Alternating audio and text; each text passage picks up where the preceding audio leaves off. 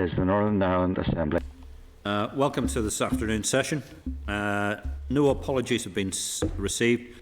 Gemma, you've got Militia, you're due to leave No, early? I'm not. It's just in case. Just in case. Okay, No. thanks.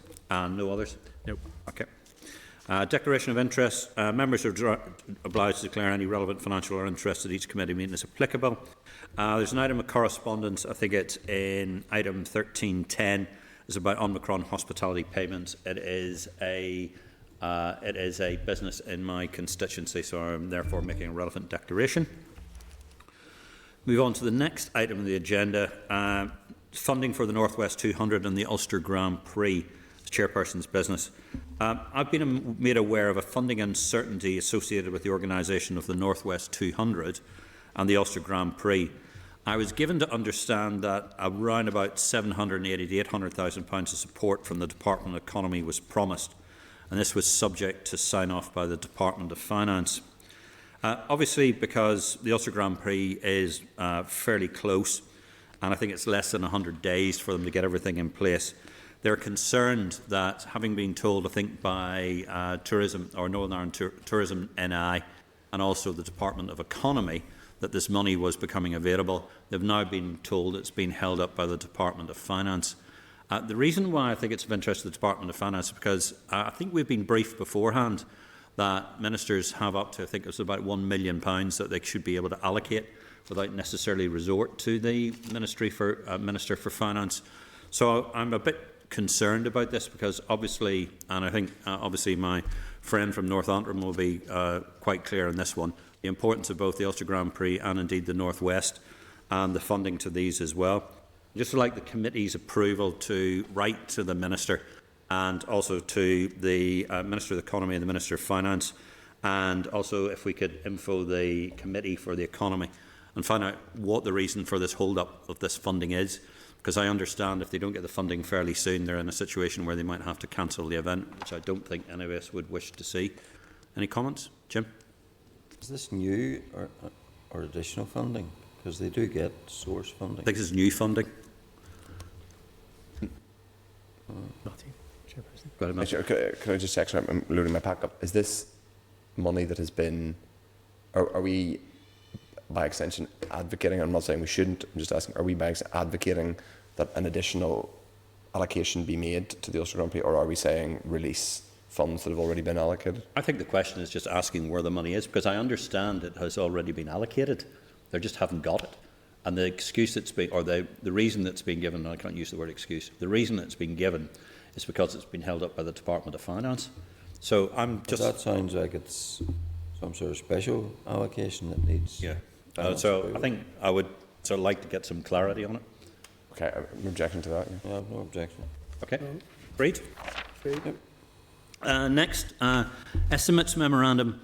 The Department has unexpectedly shared an estimates memorandum for the Department of Finance. The committee had asked the Department to develop these in order to assist members in their understanding of the estimates, and we must congratulate the Department for so doing.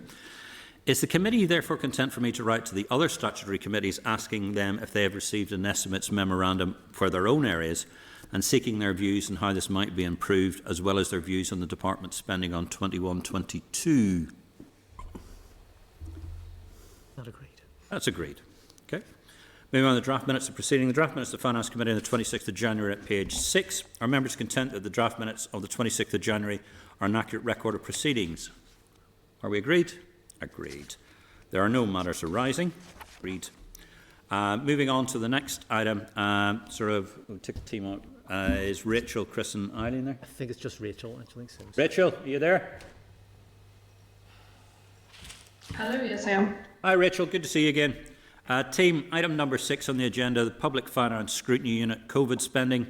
We're now receiving an oral briefing from our great friends in RAISE, and the RAISE paper on COVID spending is on page 3 of the tabled paper. Over to you. Thank you, Chair, and good afternoon. I'm going to go through the RAISE briefing paper entitled COVID-19 Funding Allocations and Spending in Northern Ireland, which starts on page 3 of your packs. The paper explains how and when COVID-19 funding was received by the Executive from central government and then allocated and spent at the departmental level in Northern Ireland over the course of the financial year 2020-21. Throughout the paper, a number of potential issues for consideration are also highlighted using the blue boxes. So turning first to section 1 on page 4 of your packs, which outlines the Executive's strategic priorities in relation to its COVID-19 response. Throughout the pandemic, there's been a focus on the health service and ensuring that the health service is supported. This focus impacted executive decision making in terms of when making decisions on restrictions, many of which were put in place to ensure the health service was not overstretched, as well as making decisions on where best to allocate its COVID-19 funding. Outside of that, the executive's strategic approach to the pandemic fell into 2 distinct phases. The first was the response phase, followed by the recovery phase. So during the response phase, there was a focus on maintaining key public services, protecting vulnerable people and supporting businesses. During the recovery phase, as well as maintaining key public services and protecting people, there was a push to support economic recovery. So turning to figure 2 on page 7 of your packs, figure 2 shows the timeline of COVID-19 funding allocations made to the executive by the UK government throughout the 2020-21 financial year. It's important to note that the funding was allocated unevenly throughout the year, with some allocations occurring very near to the end of the financial year. The executive received more than $3 billion in additional funding over the course of the year. It's also worth pointing out that all of that funding received right up until the 24th of December 2020 ultimately had to be used within that financial year. The additional Barnett consequential of approximately $300 million received in February of 2021 was able to be carried over into the following financial year. The Department of Finance was responsible for allocating this funding to each of the executive departments, and this was done outside of the normal financial processes of budget and in-year monitoring exercises. Instead, the funding was allocated to departments throughout the financial year through a series of exercises. These allocations were then communicated via ministerial statements. There were 15 of these in total throughout the year, and these are provided in figure 3 on page 8. At the start of the year, the bidding process was similar to that used during normal monitoring rounds. So essentially, departments submitted bids for COVID funding, the Department of Finance made an initial assessment of the information received, and then the Finance Minister proposed recommendations to the Executive, which then made a final decision. There were times throughout the year where departments made specific requests for funding, or where funding for a specific issue was agreed at the executive level, and the department, and this was done through just a single paper. Towards the latter end of the financial year, the process was not confined to a set period to make bids. It was a more ad hoc process, and departments were encouraged to come forward with proposals as and when they became sufficiently developed. Those proposals were then collated and brought to the executive for a decision at appropriate times. Departments were also asked to rank the bids submitted in order of importance, and the executive's overarching strategic priorities were used during decision making.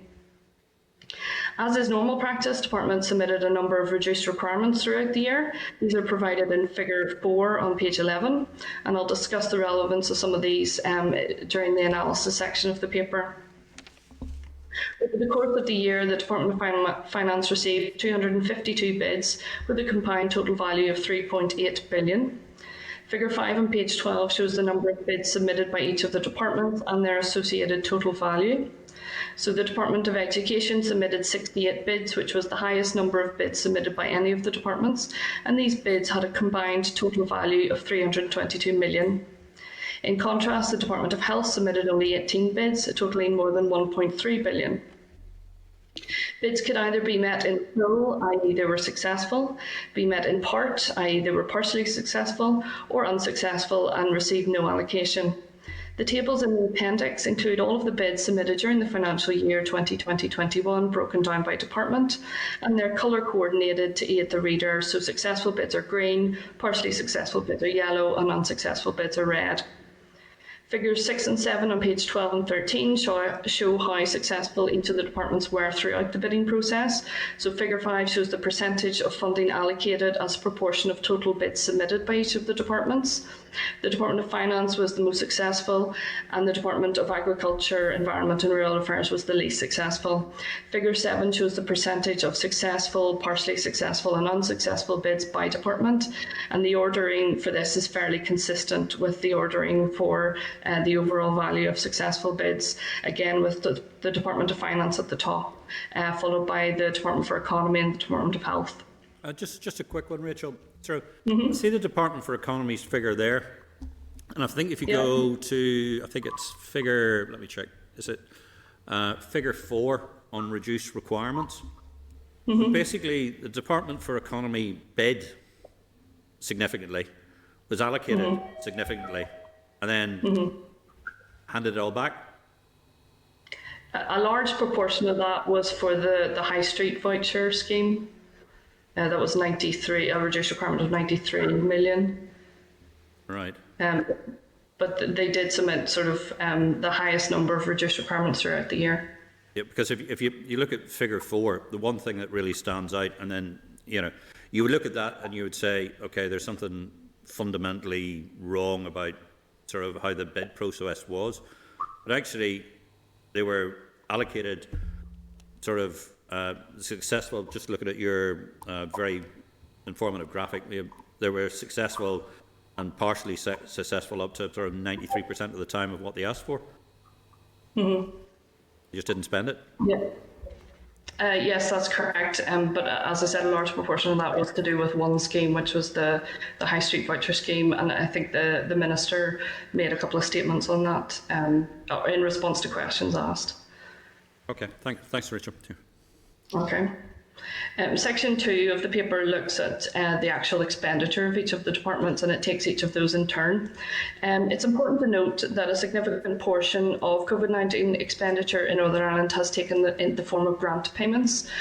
So the Audit Office did some work on these grant payments. They estimated that over 1 billion of expenditure during the financial year 2020-21 was spent on grants. Many of these schemes were designed and delivered at pace, and in some instances by departments which do not ordinarily administer grant funding. For this reason, it's likely that grant schemes designed and delivered during the pandemic may include fraudulent or erroneous payments. As part of this research, we contacted the departments responsible for administering such schemes, requesting information on fraudulent or erroneous payments that they have made and if they've been able to recover those payments. At the time of writing, replies were not received from all of those departments, so we don't have all of that information available. Section 2, the analysis starts with the Department for Infrastructure. In 2.2.1 on page 15.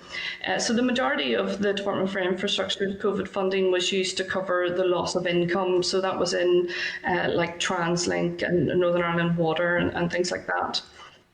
They did administer one grant funding scheme, and that was for the taxi, bus and coach sector. They submitted 41 bids in total, and of those 41 bids, 17 were successful and 6 were partially successful.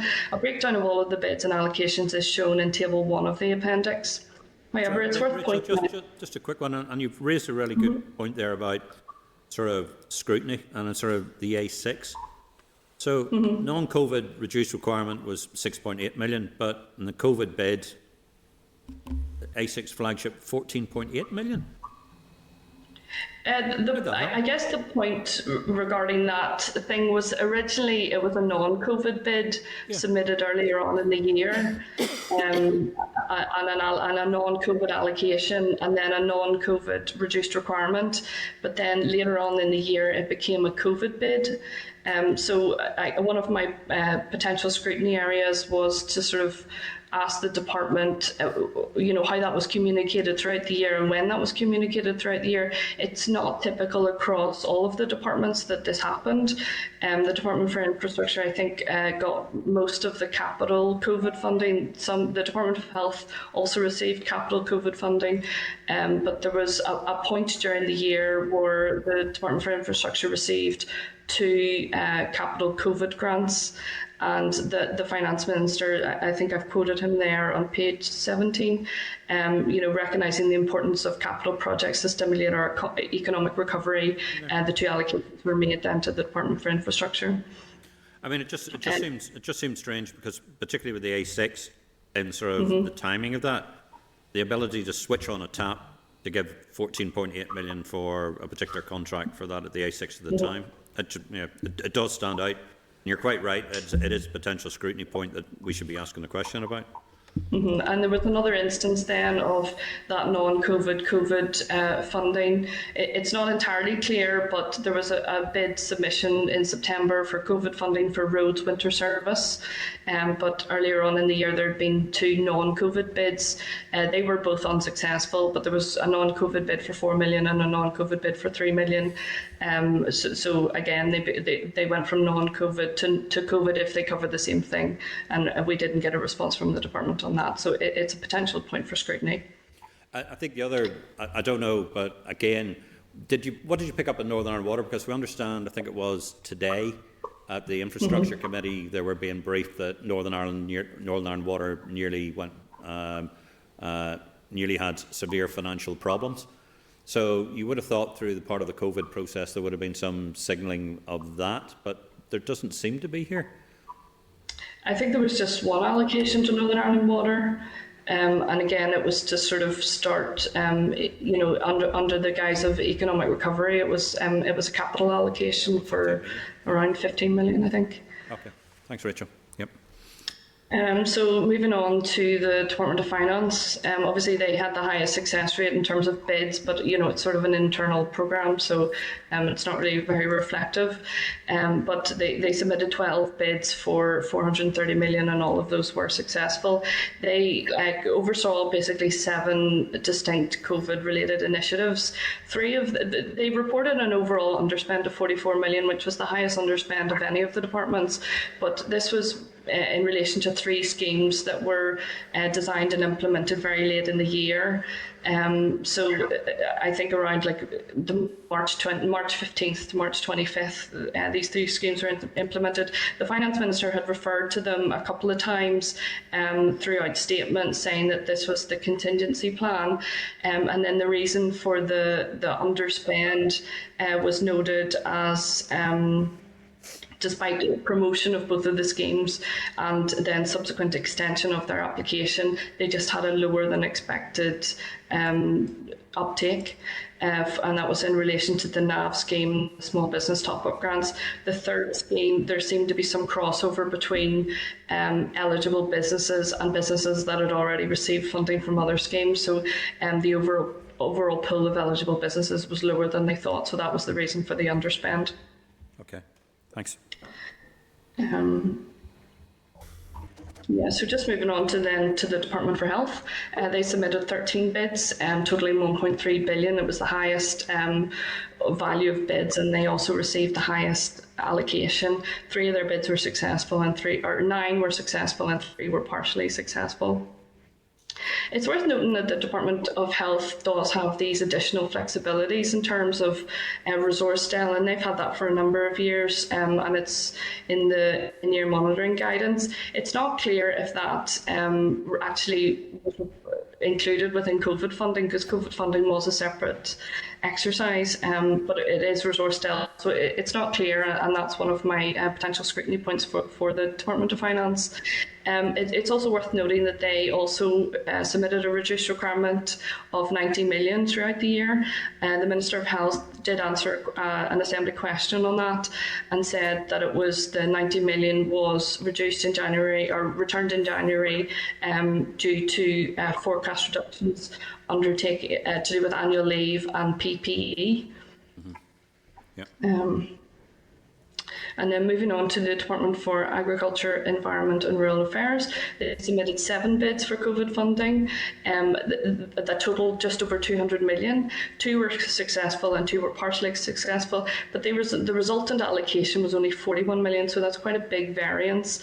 The bids are also available in Table 4 of the appendix, but the large variance between the overall bid value and then the overall allocation value referred to sort of of one area.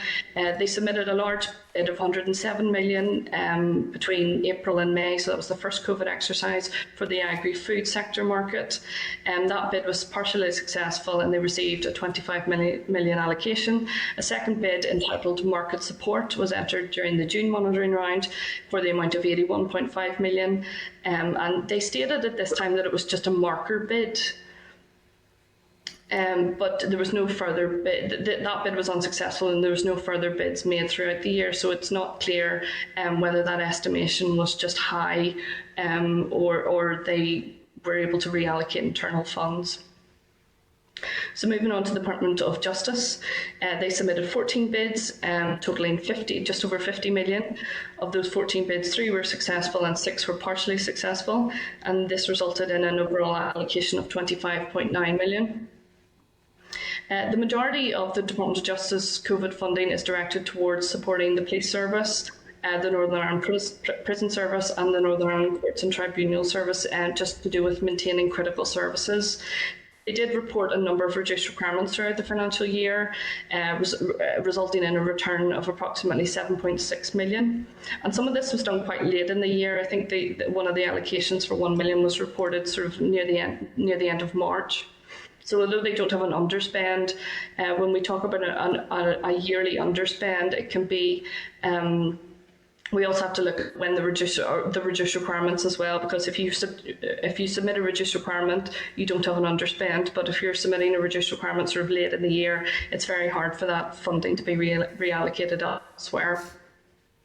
It is worth noting that in their annual report and accounts, quite a large proportion of their own budget was reallocated towards COVID matters.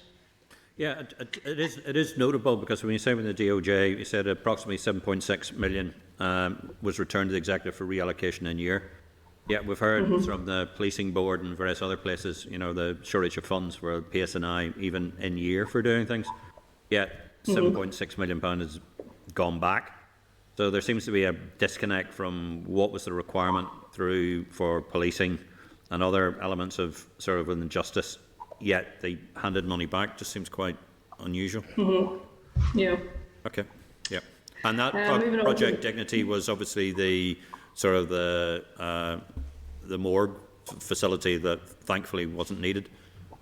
Yeah, that's correct. Okay. Yeah. Moving on to the Executive Office. So the Executive Office submitted 7 bids, totaling 14.4 million. Of those, 2 were successful and 1 was partially successful, resulting in a total funding allocation of 4.8 million. This was mainly to do for public relations and public information, but they did run one grant scheme for travel agents. This resulted in a ministerial direction being issued. Grant schemes are more risk. There's more risk involved than and not enough time to do all the normal checks. So there was a ministerial statement released for that. We asked them for information on any fraudulent or erroneous payments, and we didn't receive a response from that at the time of writing. It was for a fairly small amount. It was for around 1 million, I think. So moving on to the Department for Education, they submitted 65 bids. This was the highest number of bids. The bids were obviously smaller than some of the other departments, and they were for quite specific things. The bids totaled 322 million. 32 of them were successful, 11 were partially successful, and the resulting allocation was 213 million. So they sort of split up their response into 2 areas: the response to the pandemic at the start, and then the restart program, which was to get the schools set up for children returning to school. So they also submitted a number of reduced requirements throughout the year, resulting in a return of approximately 54.1 million. The reason I'm saying approximately was because the value in the bidding information that we received and the value in the sort of in-year monitoring documents are both different, and they also differ from the value that the Minister said in response to a question. She said it was 52.6 million, so not a significant difference, but a difference nonetheless. And it was noted that 19.7 million was surrendered as a reduced requirement on the 25th of February 2020, and then a further 8 million was surrendered on the 25th. Sorry, that should be the 25th of February 2021 and the 25th of March 2021. So that's sort of near the end of the financial year.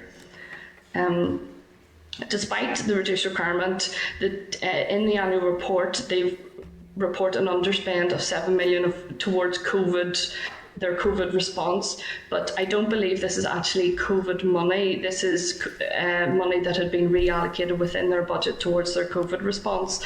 But they have stated in the annual report that 3 million was, there was an underspend of 3 million to do with their contingency funding for COVID, and then an underspend of 4 million for childcare related COVID money.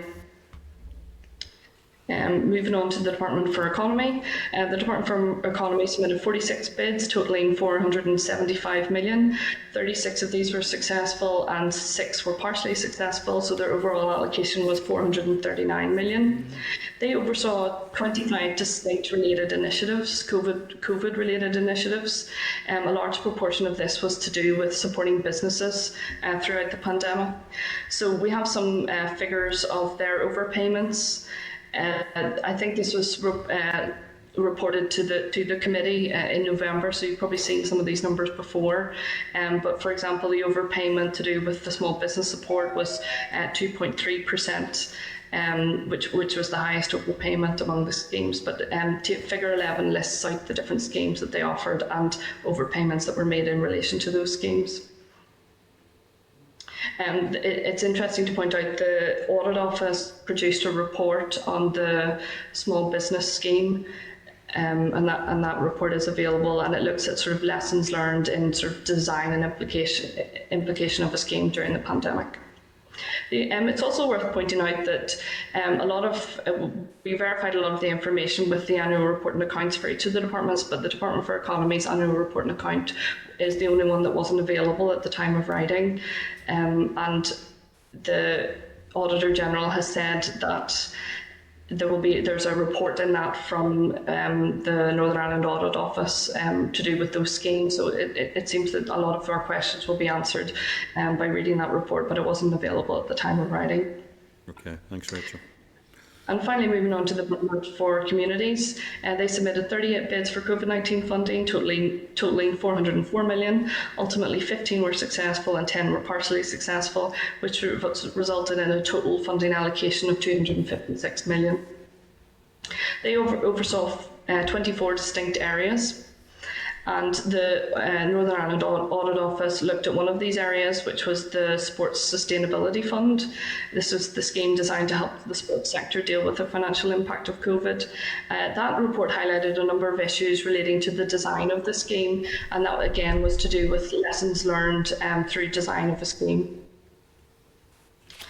The Northern Ireland Audit Office looked at other schemes that they'd ran as well, though they did state that their staff had looked at those schemes as well as the sports scheme, and said that they seemed on face value that everything was sort of quite in line with the rules of the schemes, so they didn't believe that there was a large amount of overpayments or fraudulent payments made through that scheme. We did ask them for additional information, but it wasn't available at the time of writing.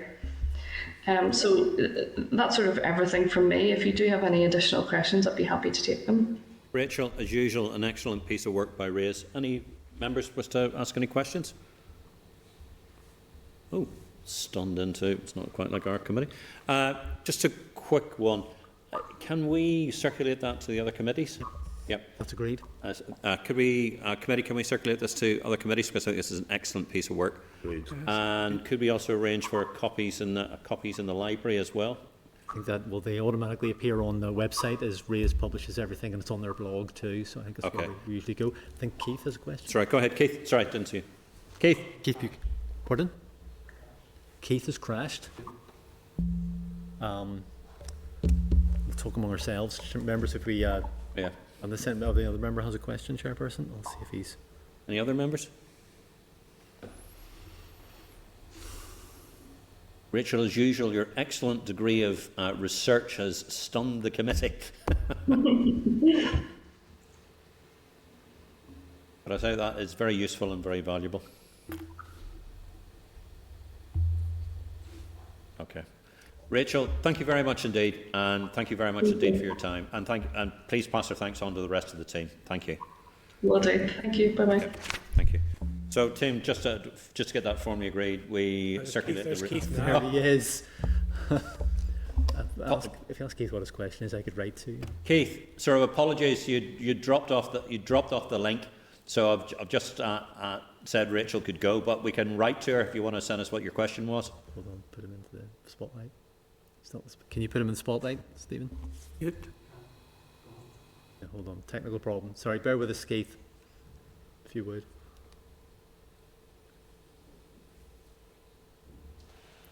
Oh, sorry, Stephen, have we crashed? Or Stephen, can you put Keith into the spotlight?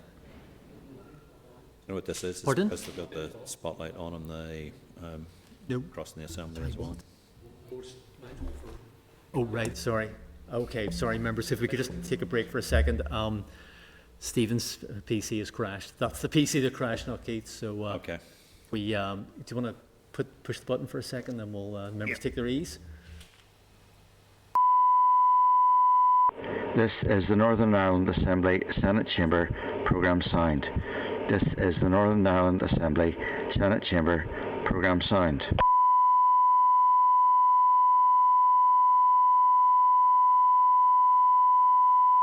This is the Northern Ireland Assembly Senate Chamber Programme Sound.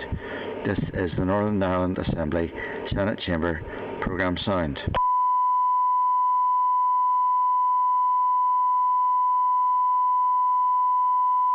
This is the Northern Ireland Assembly Senate Chamber Programme Sound. This is the Northern Ireland Assembly Senate Chamber Programme Sound.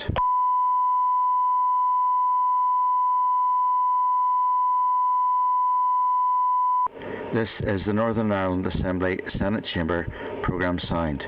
This is the Northern Ireland Assembly Senate Chamber Programme Sound.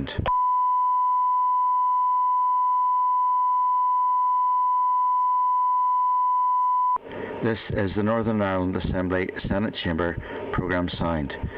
This is the Northern Ireland Assembly Senate Chamber Programme Sound.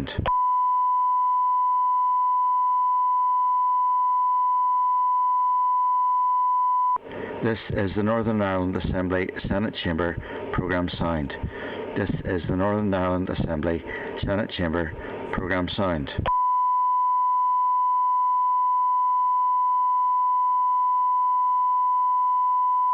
This is the Northern Ireland Assembly Senate Chamber Programme Sound. This is the Northern Ireland Assembly Senate Chamber Programme Sound.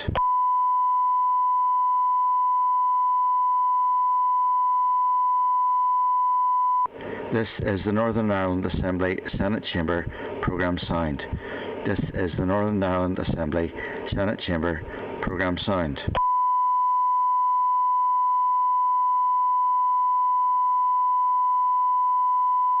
This is the Northern Ireland Assembly Senate Chamber Programme Sound. This is the Northern Ireland Assembly Senate Chamber Programme Sound.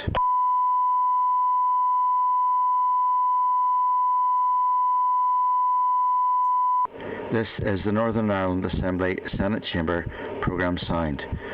This is the Northern Ireland Assembly Senate Chamber Programme Sound.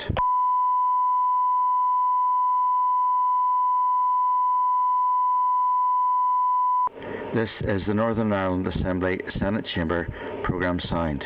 This is the Northern Ireland Assembly Senate Chamber Programme Sound.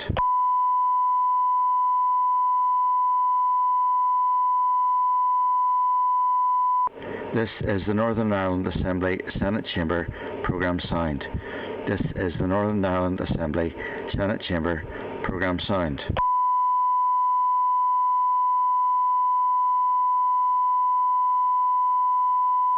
This is the Northern Ireland Assembly Senate Chamber Programme Sound.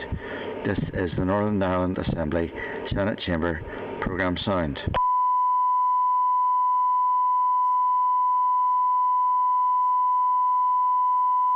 This is the Northern Ireland Assembly Senate Chamber Programme Sound. This is the Northern Ireland Assembly Senate Chamber Programme signed.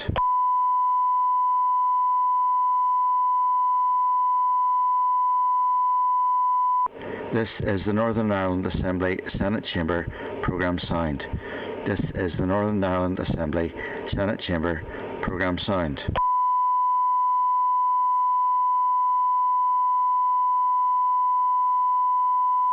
This is the Northern Ireland Assembly Senate Chamber Programme signed. This is the Northern Ireland Assembly Senate Chamber Programme signed.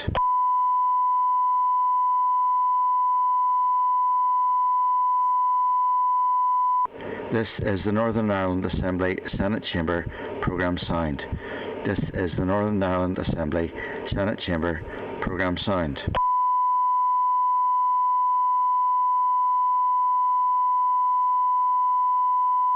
This is the Northern Ireland Assembly Senate Chamber Programme signed.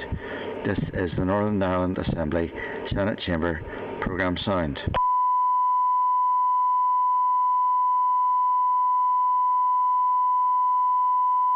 This is the Northern Ireland Assembly Senate Chamber Programme signed. This is the Northern Ireland Assembly Senate Chamber Programme signed.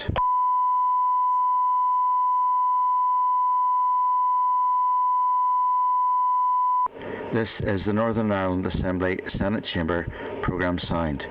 This is the Northern Ireland Assembly Senate Chamber Programme signed.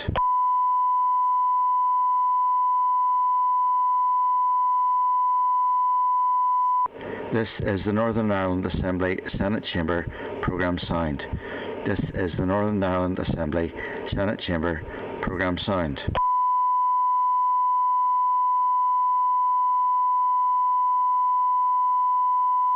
This is the Northern Ireland Assembly Senate Chamber Programme signed. This is the Northern Ireland Assembly Senate Chamber Programme signed.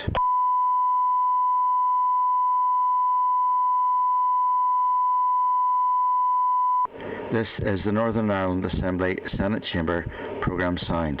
This is the Northern Ireland Assembly Senate Chamber Programme signed.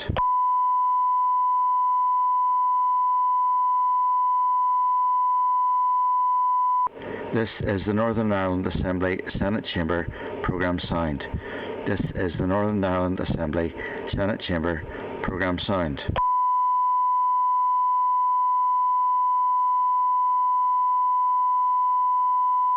This is the Northern Ireland Assembly Senate Chamber Programme signed. This is the Northern Ireland Assembly Senate Chamber Programme signed.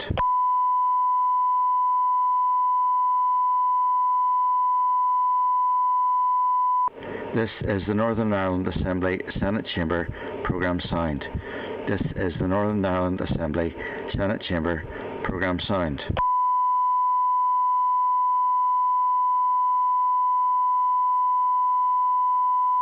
This is the Northern Ireland Assembly Senate Chamber Programme signed. This is the Northern Ireland Assembly Senate Chamber Programme signed.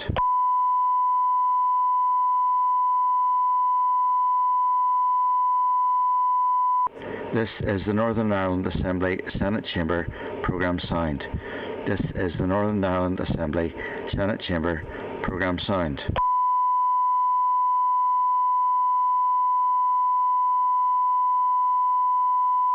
This is the Northern Ireland Assembly Senate Chamber Programme signed. This is the Northern Ireland Assembly Senate Chamber Programme signed.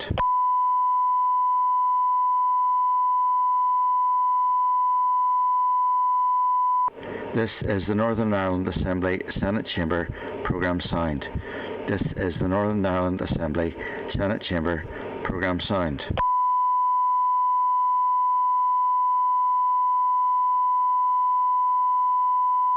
This is the Northern Ireland Assembly Senate Chamber Programme signed. This is the Northern Ireland Assembly. 1440. And What does Keith have a question? Aye, Keith, can you hear us? Yeah, I can hear you. You hear me? Yeah, you did. Did you have a question for the interruption? No, it's a sort of a broad question. She may not have the answer in front of her, so it may warrant contacting her. Chair, it's regarding the COVID spend, the 3 billion we got from Westminster to here. How did we perform in comparison to other devolved areas. You know, obviously not all that 3 billion was spent. Some of that was put back and is still going to be, you know, transferred. But how we performed against other areas, devolved areas. Okay, Keith. Well, we'll ask the question of Rachel and the raise team, and then we'll get our response back to you. And one second question, which is just a question of interest in respect to that paper, very good paper. But what person errors is there in producing that paper? I'd like to know, just for my own interest. Okay. Sorry, what was that? I didn't quite hear that, Keith. What's to do with the How person? many person errors is there in producing that paper? Oh, person hours. Oh, full-time equivalents. All right. Okay. Manner, but I'm just being politically correct. Ooh. Okay. Thanks, team. Okay, let's move on to the next item on the agenda, number 7. This is a briefing on the Procurement Board update from the Department of Finance. We'll now receive an oral briefing from the Department of Finance officials giving a Procurement Board update. And in person, have we got Sharon and Michael? They're just coming in. Yep. Hi, Sharon. Hello, Hi, Michael. Come on in. Sorry, we had a bit of a IT kerfuffle there, so I think we're back up and running, so everything should be running smoothly. Team, this is our brief on the sort of Procurement Board. The Clerk's brief is page 21. The Department of Finance Procurement Board update in terms of reference, page 30. Procurement Reform Bill update from the Minister of Finance is page 42. Correspondence in relation to public sector procurement contracts at page 49 of the meeting packs, and the departmental response at page 43 is in tabled items. I just need to check on that one. Information on the public procurement common framework is on page 52. Okay, team, you're both very welcome. Who's doing the speaking? Is that you, Sharon? That's me, Chair. Over yes. to you. Thank you very much, Chair, for the opportunity to update the committee today on the work of the Procurement Board, the Procurement Reform Bill and the Common Framework for Public Procurement. I'll provide the opening remarks on the Procurement Board and the Reform Bill, and then I'm going to pass over to Michael, if that's okay, to update you on the Common Framework. Firstly, in terms of the Procurement Board, since its restructuring in December 2020, the Procurement Board has met 7 times. The most recent meeting of the Board was this morning. The terms of reference and minutes for the Procurement Board are available on the DOF website. In setting up the new Procurement Board, the Minister agreed a new approach to developing procurement policy, which is now approved by the Executive and published on the DOF website in the form of procurement policy notes. The Procurement Board agreed a forward work programme in April 2021. The work programme has allowed the following procurement policy notes to be developed and approved by the Executive, and there are 5 procurement policy notes. So that's scoring social value, procurement of social and other specific services, supply chain resilience, procurement control limits and human rights in public procurement. Further detail on each policy has been provided in the written brief, which was sent a few weeks ago to the committee. So in the interest of time, I intend to provide only a high-level summary of the policies. Yes, please. The policy on scoring social value was published on the 5th of July 2021. It prioritises the need to use public procurement to develop social, economic and environmental objectives by mandating that tenders from the 1st of June 2022 must include a minimum of 10% of the total award criteria to score social value. This will apply to service contracts valued over $122,000 and construction contracts valued over $4.7 million. This aligns with the threshold set in the Public Contracts Regulations. From June 2022, new tenders will require contractors to pay staff the living wage. Training on how to score social value has been developed and is available for procurement staff, departments and suppliers. The mandating of scoring of social value is a significant statement indicating clearly the importance of the Executive attaches to delivering social value from its procurement spend. While scoring is mandated from this June, some measures were implemented in September 2021, where all government contracts were required to include measures to support fair work practices and ensure government contractors comply with relevant employment equality and maintain human rights standards. And in support of the scoring social value policy, the next policy that the Executive approved was on the procurement of social and other specific services, which was published on the 22nd of November 2021. It aims to achieve improved outcomes for community and social services.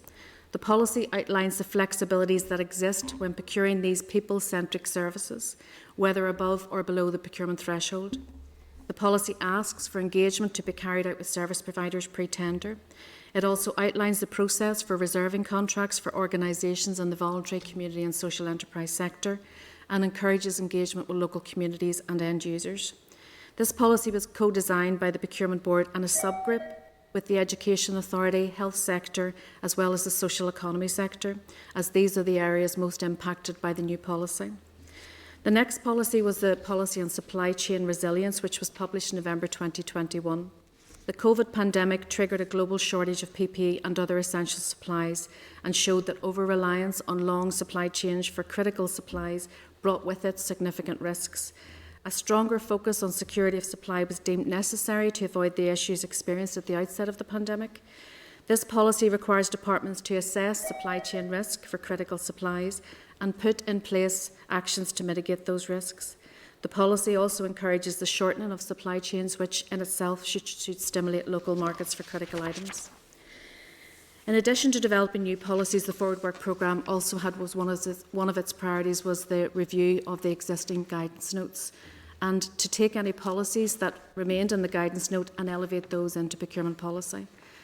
This piece of work led to 2 pieces of policy being brought forward to the Executive in September 2021, and that was the Policy on Procurement Control Limits, which is designed to ensure that public procurement policy stimulates effective competition whilst achieving a balance between the value of the contract and the transactional costs of undertaking the procurement process.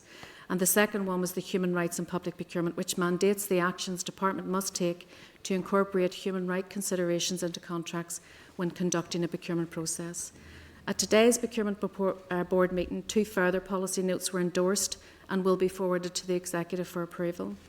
These policies, which were previously embedded in construction procurement notes, will introduce a standard form of contract for public sector construction contracts, including the appropriate balance of risk and a policy on the transparency of construction pipeline, which will, if endorsed by the Executive, require departments to publish accurate information relating to their infrastructure investments. Sorry, just going back to that one. Obviously, and we'll come to this in questions, but obviously there's some significant issues to question about, what are we doing about improving public sector procurement? Because it's great hearing of all these policies and papers and all the rest of it, but what has actually changed and have things got better? But just to go back to what you just told me there, is that about risk with the contractor, risk with the department, how that's been done and how that's been analysed? What does that actually mean? It's about the risk apportion, so how we apportion risk between the contracting authority and the supplier. And there has been criticism, and this has, the collapse of Carillion in 2018 showed that there was no recognition of how risk was allocated, particularly in infrastructure projects. So this is about making sure that the appropriate clauses are used to have the risk sitting with the body that's most able to manage those risks. So, for example, you shouldn't outsource risk to the private sector that only the public sector can manage.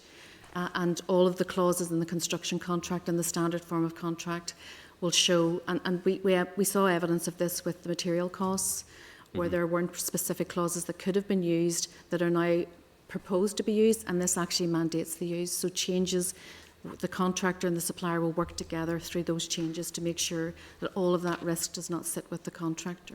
And just to expand slightly on that, because obviously, is this across all public sector and local government procurement, or is this just particularly Northern Ireland civil service? It's departments and their arm's length bodies where Northern Ireland public procurement applies, so it doesn't apply to local government, but it will apply to infrastructure, NI Water, Translink, health, education, housing executive.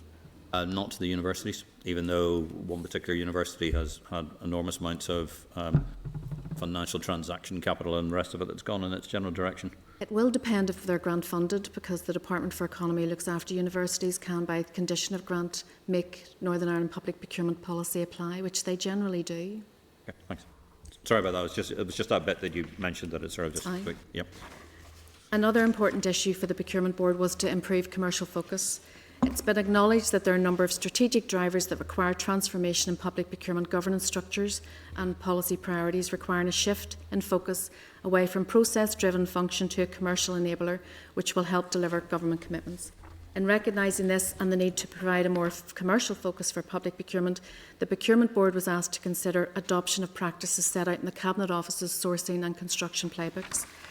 The sourcing toolkit was brought to the Procurement Board today, and it will come back to the Procurement Board for its last meeting in March, where it hopefully will be endorsed. And the construction toolkit is under development, and it's hoped that that will be available by April of this year. Obviously, one of the issues we have with, and I think it might come up in questions, but I'll sort of get it out there now, is sort of, previously when we were talking about sort of a most economically advantageous tender to most advantageous tender in that process as well. But obviously one of the, I don't know if the paper's out yet today, but one of the things that was in the levelling up fund or the levelling up process was the fact that, there'd be priority given to local sort of contractors for up to a certain level and the rest of it when it comes to looking for public service procurement. But we don't have that because of the Northern Ireland Protocol, because we still have to, in many respects, rely on sort of EU procurement rules. Was that looked at today in that particular area? The EU procurement rules don't apply in Northern Ireland. We're following the public contracts regulations, and below threshold, the policies are meant to improve more flexibilities. The only change really with the protocol is that there's a specification for goods that come into Northern Ireland that we have to comply with, and also about advertising, which we would do anyway for all our contracts above the value of £30,000. Wasn't there a recent report in the House of Lords that talked specifically about where we were looking at the sort of the regulations and the way various EU regulations were being applied, that meant that, where we say things to do service and contracts didn't apply to the protocol, they actually said that they did apply because of the protocol, and particularly to do with that. Have you seen any of that, or is it can you categorically state that when we come to public procurement, we will be able to follow the sort of the UK route and will not be bound by EU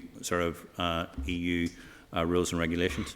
So we'll come on to the Procurement Reform Bill, but certainly the public contracts regulations applies here as it does England, Wales and Scotland. And we are working with the Cabinet Office, and it has been agreed by the Executive that we will come in under the Procurement Reform Bill, which will go through Parliament in the spring, summer of this year. So there's no interference with our procurement rules because of the Northern Ireland Protocol. As I say, it relates to goods. So when we're buying goods even below the European threshold, it's about making sure that we don't specify something that is a particular standard that's not EU-wide. That's my understanding. Michael, and we don't have concerns with the Azores Convention, and we don't have. I apologise for this, okay. but we're in the midst of. You will hear lots of it today, so let's continue. But obviously, sort of within the Azores Convention and sort of the state aid rules system, so what you're saying is that as far as public procurement is concerned in Northern Ireland, that isn't an issue?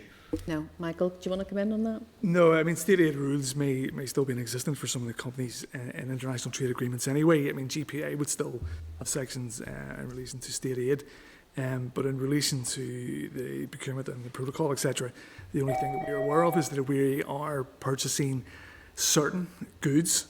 We need to make sure that the technical specification for those goods is in accordance with the EU specification and UK specification as well, so that allows. So, as for instance, at the moment, we can't go around sort of building buildings with Chinese fasteners because the EU have put a massive penalty on them, which doesn't apply to the rest of the UK. Yeah.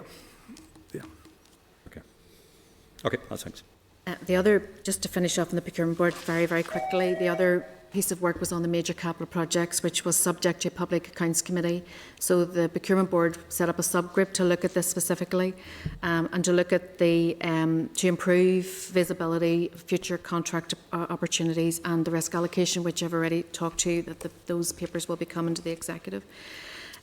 The other one was about the data that was analysed. So there was a number of projects mentioned in the Northern Ireland Audit Office report, and that led to a suggestion that we should review the procurement structures and processes, and it has been agreed that there's insufficient data to identify the absolute root causes of why those delays took place.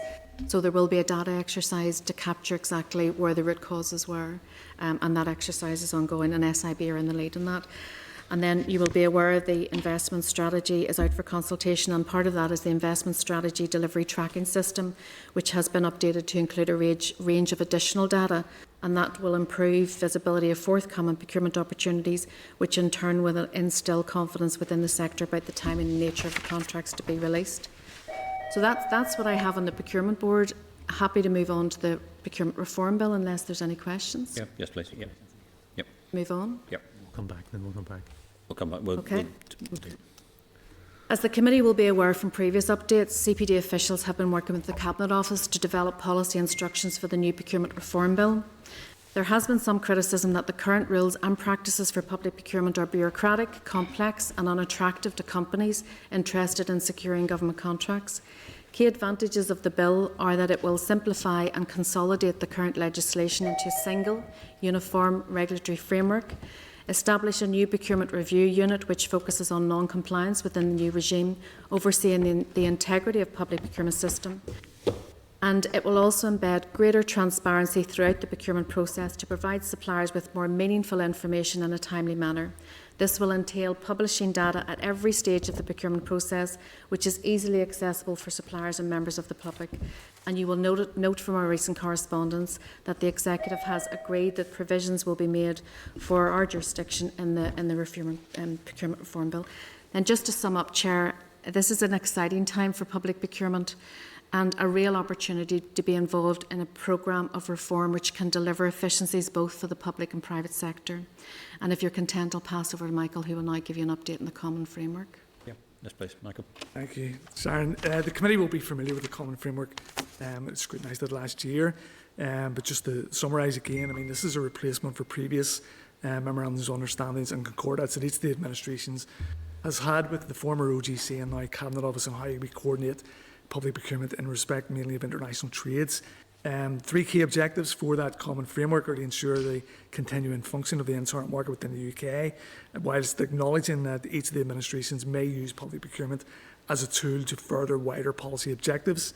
We need to, at minimum, ensure we comply with our international trade obligations and ensure that any future trade negotiations or treaties can continue to perform. I mean, it's really a non-legally binding document. It's an agreement where we will come together to discuss policy divergence and make sure that we're not, in each of the administrations, taking any action in public procurement that may actually create inadvertently barriers in that. The framework does have standard mechanisms in it, as the same as in all frameworks, for dispute resolution, escalation of any issues. And we now have an agreed terms of reference for the various groups to meet throughout the year to come together to discuss that. Hopefully that will be kicking off later this year. And at the minute we are at stage 4, and we sent a copy of the framework to the committee back in November, and we are still able to take any comments or views the committee have, and we will present those back to the working group on this. Okay, thanks very much. I've asked a few questions as I've gone through, and I'll probably come back to one or two just at the end of it. But Malaysia, you're up first. Okay, Fáilte Rómh, agus Buíosta the Ratchets, thank you for your statement, and you're very welcome here this afternoon too. Just in relation to procurement and that, and we know that it's probably central to all parties' objectives in terms of the social clause and that within contracts. And those that are awarding the contracts, what's in, has anything been specifically provided to them so that they know how to identify best and to evaluate, we'll say, the social value? If I can take that, Chair. Yep. The biggest opportunity to identify the best mechanism to both incorporate social value and get the best social outcomes is with pre-market engagement. That's engaging with service providers and also communities and end users. So a big emphasis on the social value policy is that when a need is identified, that the Commissioner or the Department engages with the people most affected and also those that are going to potentially provide those services. And that identifies what can be incorporated, what can be maximised. There is also training. I mentioned that the Strategic Investment Board have been working since the policy was launched in July last year to develop training, and that training has been rolled out. Feedback from members today, from the industry representatives today, were very supportive of the training that has been done, and SIB are maintaining really close links with all sectors and have welcomed any other sectors out there who would tender for government contracts who don't feel that they understand where they can access the training or need other help, just to contact CPD on our website or else contact SIB. And I'm sure that actually would include the unions and that as well. Yeah, the Irish Congress of Trade Unions is actually a member of the Procurement Board. There's a representative on the Procurement Board. Yeah. Yep. So, yep. Social value and given the intention of it, that where it would help to support the local economy and local contractors and the likes of it as well too, that if one found that the 20% was not working or wasn't achieving the objectives that one hoped to achieve, do you have any sort of flexibility that allows them to raise that from 20%? It's at 10% at the minute. So 10%. And it is a minimum. What we are saying, this is a minimum. So there are things that you may need to do in order to secure local supply. You may need to increase that to 20 or 30% before it starts to make a difference. So it is a minimum, and we do stress that. There will be a review of this because the policy intent is to increase it to 20% by June 2023, but that will be subject to review and obviously executive endorsement at that point in time. But every policy note, and this is something that's different because the criticism previously was that there was no evaluation of whether the policy was working or whether it was meeting its policy objectives. So every policy note you will see there's a monitoring arrangement at the back of the policy note, and there will be an annual procurement report published every year to show progress. And if all of the policy notes will obviously allow flexibility, and their minister can agree to opt out. But where that opt-out is activated, that will also become part of that annual report. So there's full transparency. But we believe by recording and getting the data and monitoring the data, it will allow us to evaluate whether the policy is working. It may be that some people say that 20% is maybe too much in some sectors, maybe 10% is adequate. And we'll have to take, obviously, consideration of that as we work our way through. Thank you. And note too that there's concerns maybe that when it comes to the allocation of contracts that are, let's say, below threshold, that in some way will disadvantage Northern Irish firms for applying for those same contracts in Britain. No, there should be no. Go ahead. I'm going to take this way. This is in relation to the advice note that was published by Cabinet Office back last year, where they had actually suggested that in order to pursue social value and other objectives, that because there isn't any legal requirement below threshold, that they were advising that some local authorities may decide to restrict procurement to a county level. We have had various conversations with them in relation to that to try and encourage them that it's not really very good to have that sort of restriction, but the legal advice that they have had on that is that because they're actually restricting it to county level, they're not actually discriminating on a national level, and therefore it's okay to do them. But I can assure you that officials from Scotland, Wales and ourselves are asking Cabinet Office to review that. The last discussion we've had with them, they're indicating that it hasn't really been used. It hasn't been used, and the Cabinet Office said that they themselves would keep note of that. That's right. Too, yeah. And have they fed back to date in any respect or given you any sort of update on it?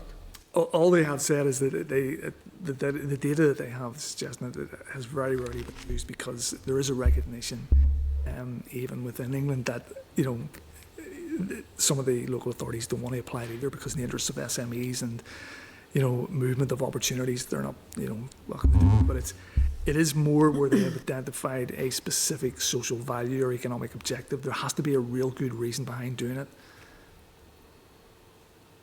But it has been used in some cases. I believe it has been used in a few cases. All the more reason why it is that we should have that concern, and particularly for the Northern Irish firms, where I'm sure we all know that many of our firms here locally will tender for contracts and that in Britain. We haven't had any feedback from local companies saying they're being disadvantaged at the minute, but we certainly will keep that under review. Sure. Thanks ever so much for your Very answers. welcome. Thank you. Thank you, Chair. Thanks, Felicia. Jim? Alistair? Yeah, thank you.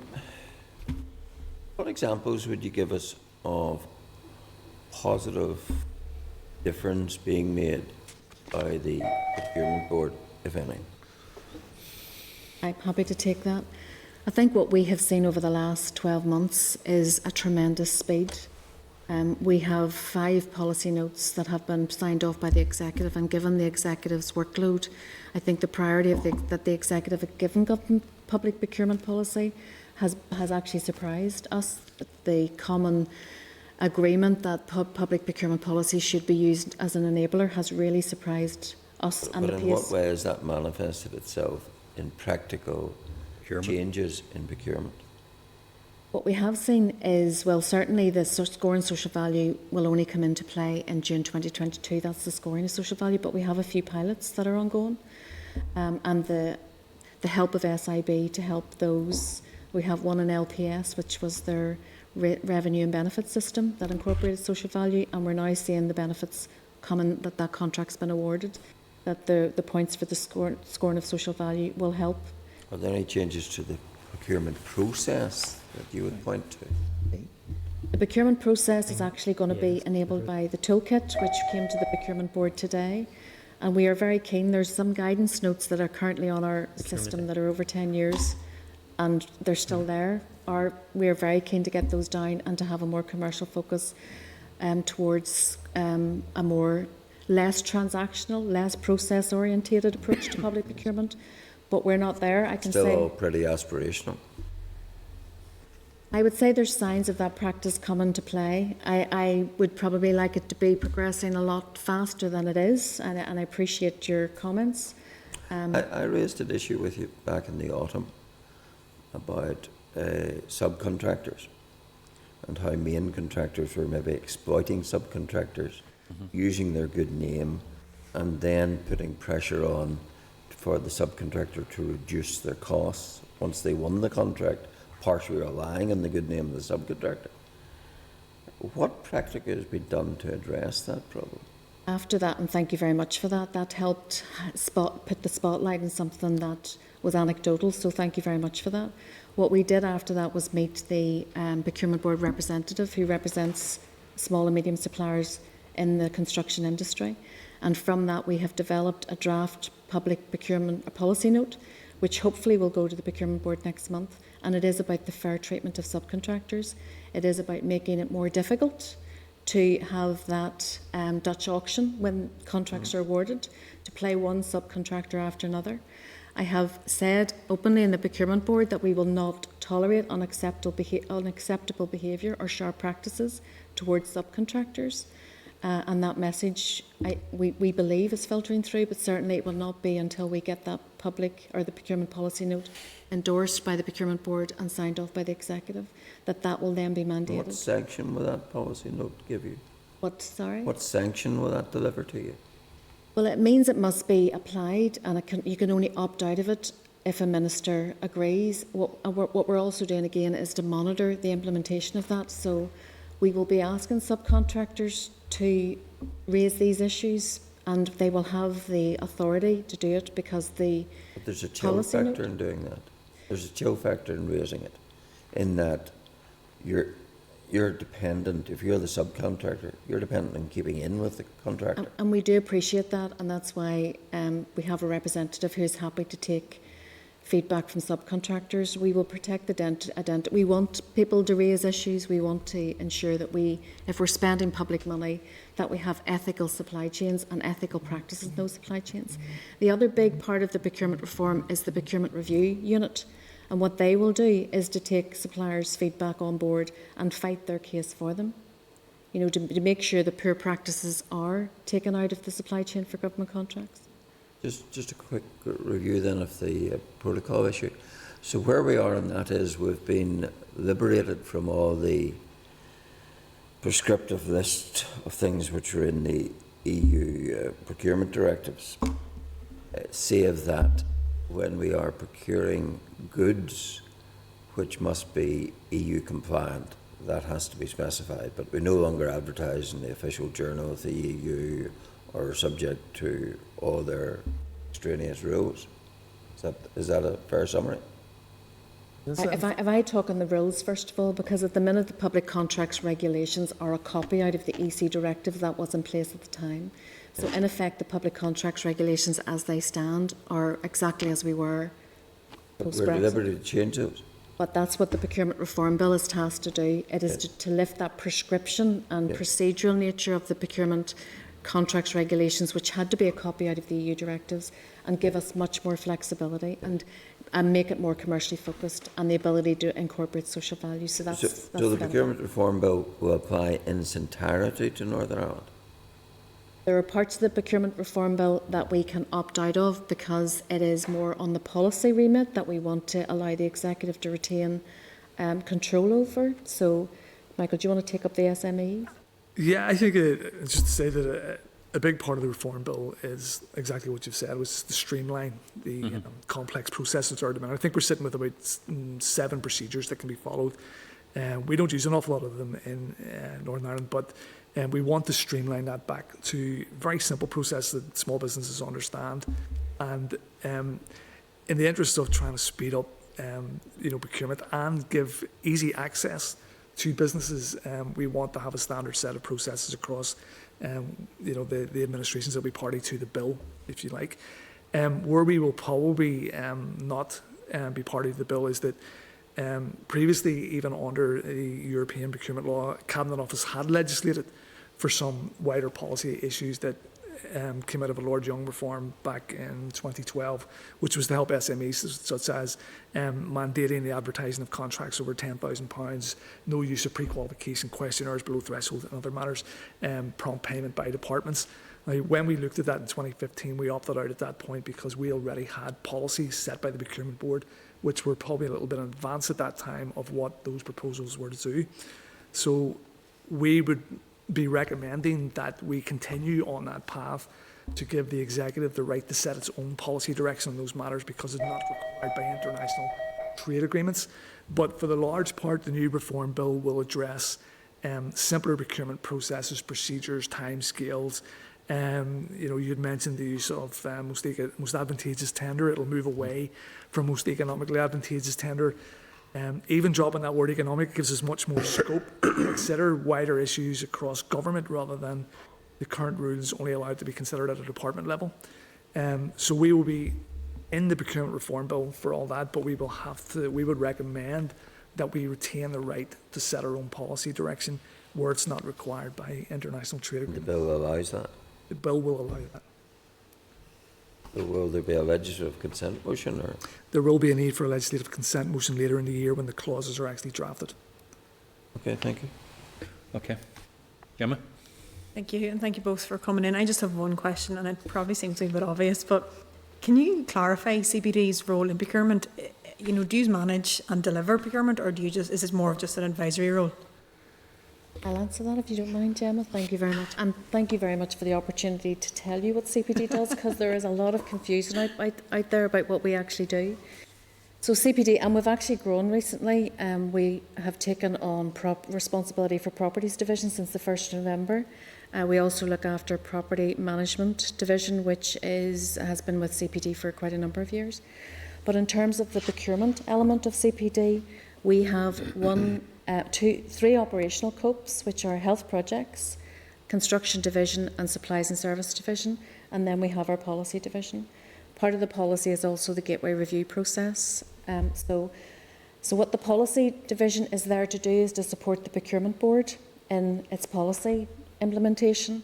So they provide the Secretariat to the Procurement Board. They help the subgroups meet and do the co-design between construction firms and procurement staff.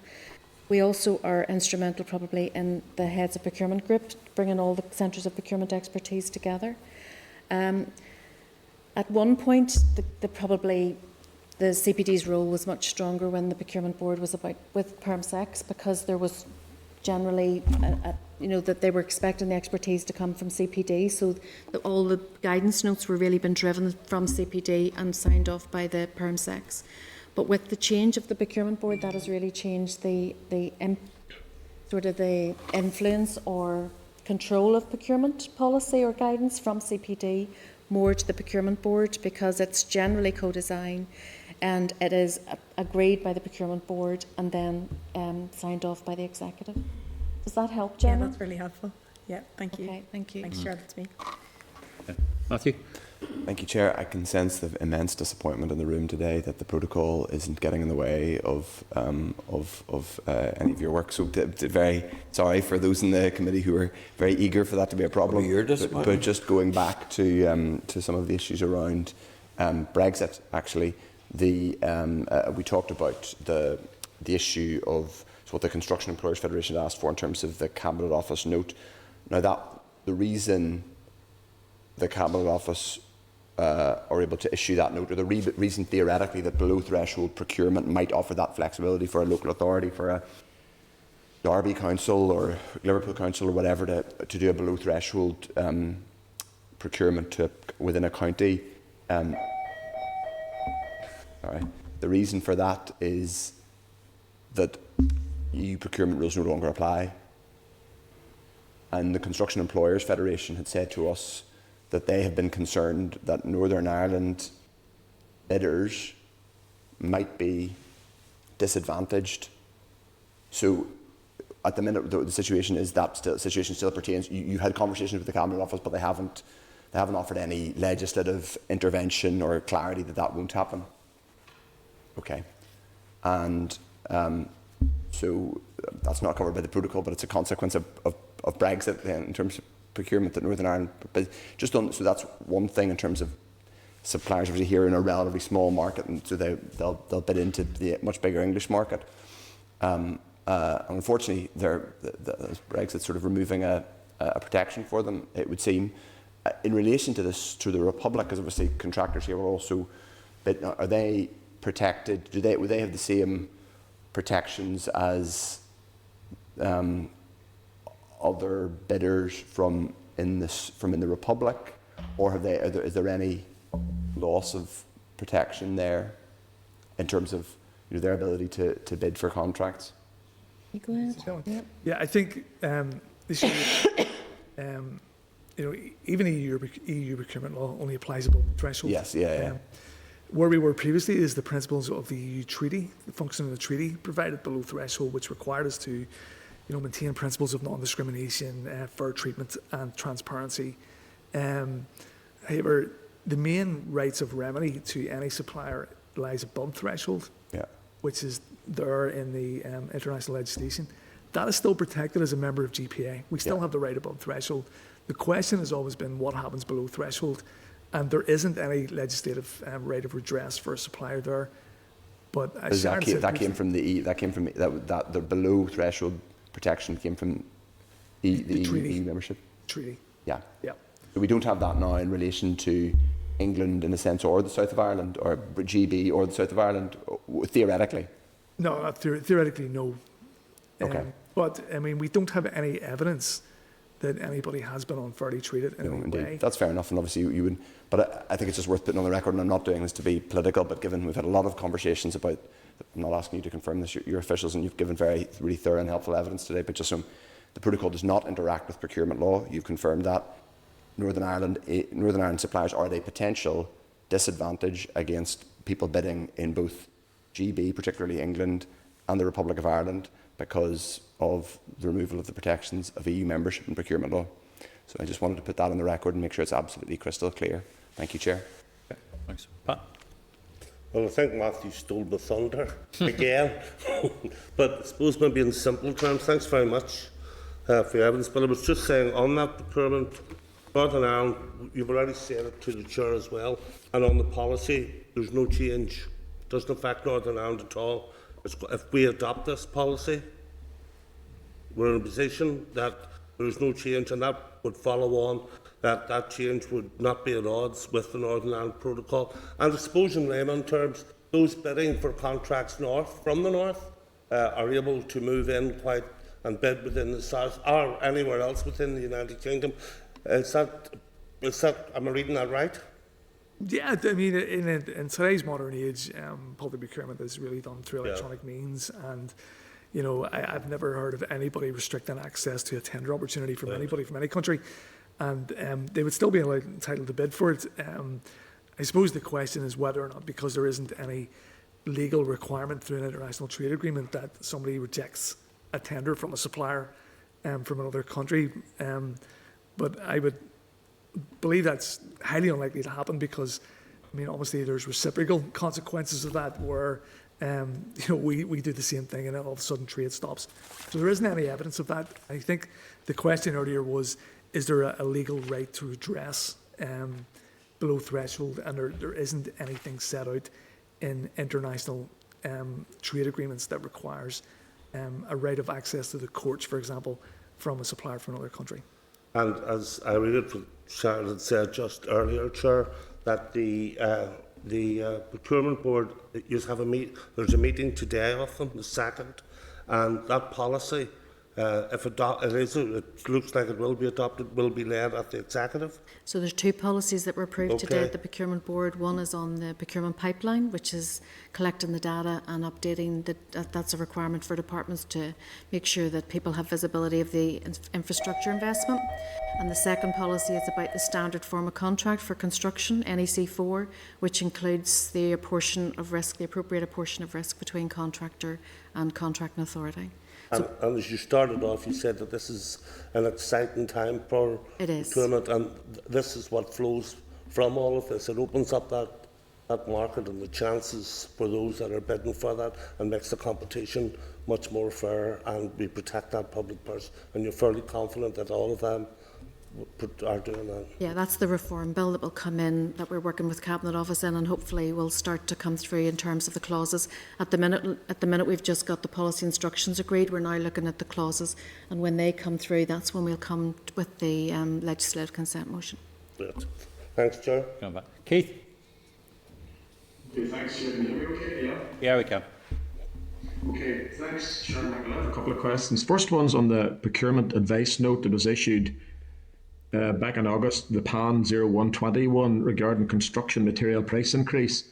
When did that come into effect? And are you seeing any evidence of, at what point, if a project was costed, does that kick in on the cost?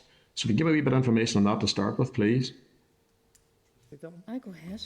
Yeah, the advice note that was published in August set out a number of measures because procurement would be at various stages. We would have existing contracts which hadn't got to the construction phase. We would have contracts midstream. So what the advice note set out was a range of measures that could be taken within contracts. Obviously, if a contract has been agreed, any additional cost or rising costs must be managed within the terms of that contract. So we had advised the departments that there may be measures they could take to try to work with the industry to lessen the impact of those costs in some ways. But that would be a commercial decision for that department to make and to review its own contracts to see what it could do. The second measure within the advice note was that for contracts from after we published it, we had strongly recommended that departments include an inflationary allowance clause, which is called X1. And one of the advice notes that Sharon has just outlined today going forward is the standard form of NEC4 contract, which actually, when the executive hopefully approve, it will mandate the inclusion of X1 in all construction contracts going forward. What X1 allows for is to establish a base date at which the bidder constructed his cost, if you like, to put the tender offer in, which was accepted as a base date for an inflationary factor. And as time moves on, it allows for the department or contracting authority to make a slight adjustment if costs have gone up unreasonably in the market, and to work with them. Can we do that retrospectively? Because obviously a lot of costs have already happened. Yeah, you can't, which is why the advice note said that for existing contracts that without that inflationary clause, we would recommend that departments do consider sitting down with suppliers on an open book basis and trying to work out how much the cost had shifted. It's probably reasonable to assume that the supplier would have anticipated 5-10% shift in margins, because markets move continually all the time. So what we had said is where it has gone up, say 40% for steel, that's unreasonable for a supplier to absorb that. And we would encourage departments to try to work that through, but it has to be done within budgets. And it is a commercial decision for each contracting authority, because they must do it within the terms of the contract. Thanks for that, Michael. Do you know, is there any departments using that clause X1? Yeah, as far as I know, certainly in CPD, most of CPD's contracts have had that in for quite a number of years. And I think the issue over the last number of years is it's obviously a matter of choice. A number of contracting authorities like to have the idea of a fixed price contract for budgetary purposes, because they don't have to anticipate additional money. Other departments, I think, particularly in the likes of roads, they use a sector type scheme, which sort of works off a base rate for the cost of raw materials. Some contracts do have a pricing mechanism within them, thrown out, if you're going to buy something like electrical cable, it's very highly dictated upon the price of copper, so it works off a markup from the exchange rate of copper on the London Stock Exchange, etc. So it's a matter of choice that departments take up to now as to whether they include it for inflation or not. There are other mechanisms within NEC3 which you can go on a cost plus or an open book basis. The opportunities there, but have we many contracts on cost plus? I wouldn't actually have that data off the top of my mind because it is a matter of choice, but it is an option within NEC. Okay, and one final question, Chair. Just a general point, Michael or Sharon, regarding construction division costs. Say you're building a hospital, school, whatever. How much is weighted on the actual cost of the bidder? So, for example, if two bidders is cost, budgeting for a project, and one's out 1%, 2%, 3% cheaper than the other one, what way does that work in comparison to all the other boxes in simple terms they have to tick? So, at what point will they never have to catch up? And at what point is cost more important than other things? And obviously it is public money, I appreciate that. So you know where I'm coming from. So if the percentages, if they're that far apart, will the lower bidder ever get the tender? Or sorry, higher bidder, should I say? Higher bidder. I guess it really depends on the design of the tender process. There's obviously going to be an element of quality in there. There are various ways of doing that. Some jobs, as I understand it, depending on how far they are down the design route, may actually have a design which has been costed, and bidders will be asked to come in within a certain tolerance of that cost. There are other contracts that will go out from different authorities that will require the contractor to bid on quality and price, and they will balance quality and price. But I think the answer is there isn't really any defined way of doing it. It's a matter of commercial choice from the contracting authority of how they approach the market and how they want to ensure quality and ensure reasonable costs. Obviously, there's a tendency maybe if you drive lowest cost that companies will continually undercut to try and win the business. And I think you need to be very careful in the current economic climate with what's going on, is that companies are pretty let's say focused on public sector work as there's drying up in the private sector, and we need to guard against that. But it is a commercial decision of the various contracting authorities when they go to market. But does the lower bidder always get the project? You would have to analyse the data to identify that, but I would suggest that that's probably not always the case, no. Okay, thanks Michael, thanks Sharon, thanks Chair. Okay. Just a couple of ones before we let you go. The Procurement Reform Bill, in the Procurement Review Unit, sort of how we're doing that, but also the changes to related court processes and the capping of damages, etc. Because one of the concerns we've obviously had is the whole sort of legal process. The first thing that seems to happen in Northern Ireland when you offer a contract is the next thing is somebody takes a JR on it.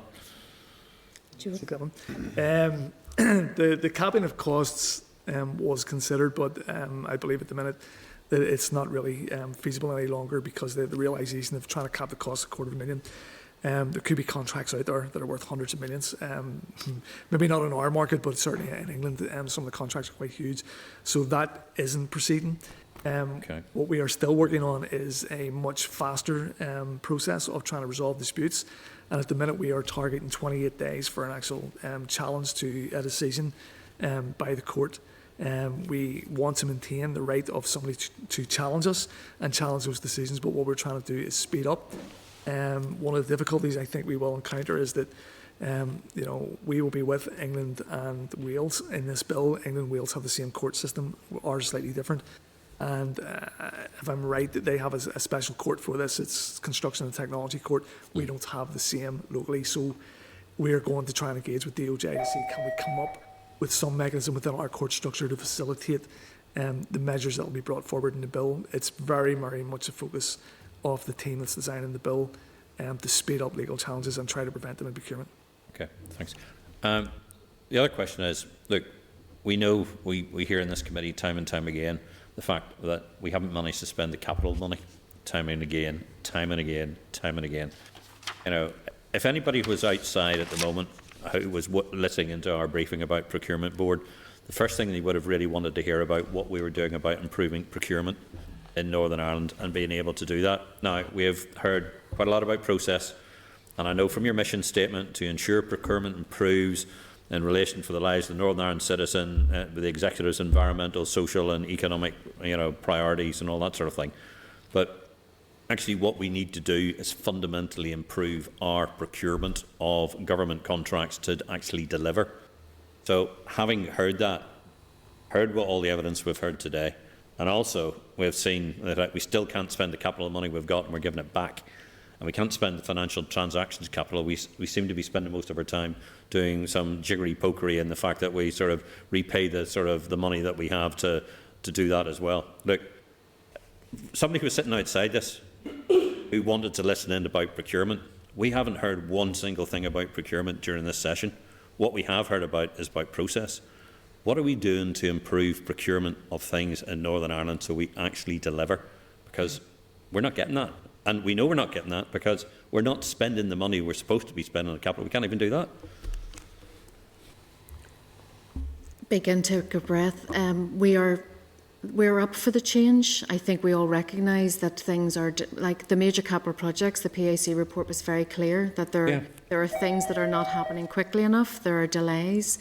And whether it's process or whether it's structures, we have to improve. And our biggest way to do this is to take the lessons that have been learned by Cabinet Office and their sourcing and their construction playbook and adopt those here. We are very process orientated, and part of that comes from history, because when you have a very litigious supply base, when you have that litigation, you will concentrate on your process, because that is where the courts will go to. What process did you follow? Did you do what you say you did? So there is generally then a spotlight and an emphasis and a resource put on the process rather than the outcomes.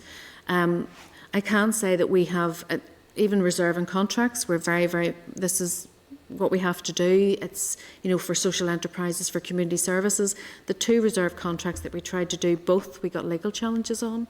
Now, other procurement organisations may have said, that's just too difficult, let's not do that again. We're going to continuously do that, because without changing the culture and the perception and the behaviours of people across the system, whether it's procurement people, whether it's departments, or whether it's suppliers, we will not change the culture unless we change how we do things. So the toolkits for us are our biggest emphasis, and we will face resistance. We can see some of that. We just have to continue on the battle. This will not change overnight, but we will continue to buy things for generations. We just need to change how we do things in order to deliver things quicker, smarter. Digitalisation, technology, the net zero, all of those initiatives will help us drive improvements in public procurement. And thanks very much indeed for your evidence session and the rest of it. I think one of the things we as the committee that comes after us, because obviously with the Finance Minister, and I presume the Finance Minister will continue to be the senior responsible officer, I imagine will be the terminology for procurement. Sooner or later, somebody's going to has to ask the question, why can't we do procurement? Because we're not doing it well now. Actually, we're doing it badly. So we've got to be able to answer that question about what is the Procurement Board about improving procurement to actually deliver not only value for money, but actually public services and public goods that actually deliver. Can I just come in on that last point? Because I think we are doing procurement well in some instances. I think to criticise ourselves, we're not good enough at telling you the good news stories. You hear public procurement, you think of the last disaster that you heard of. So part of that procurement annual report will also be telling you how well we've done some things, because there's a lot of procurement staff out there who I represent, and I will say they're working very hard and doing their very best. We just need to be more visible about that. There's some absolutely fabulous case studies about social value, but we're not telling anybody about them, and that's our fault, and we need to do that more. Could you actually write to the committee and give us a couple of case examples of, I don't want to see where it's gone badly. We've got the PAC and everybody else that tells it about reams the stuff that's gone badly. Tell us about what has gone well, what has demonstrated, from start to finish of the procurement process where we have actually delivered value for money, delivered the right goods, right services at the right time, with the right people in the right place. And we'd be delighted to see that, because we would be the first people to sing the praises of the procurement system. But unfortunately, the evidence we have in front of us isn't there. But we'd be delighted if you write to the committee about that. Happy to do so. Thank you. Thank you. Excellent. Okay, team. Thanks very much indeed. Thank you. Michael, you're staying? You staying? With us, yeah. Yeah. The next one. Oh, Michael, you're staying with us, are you? So what do you know about architects then?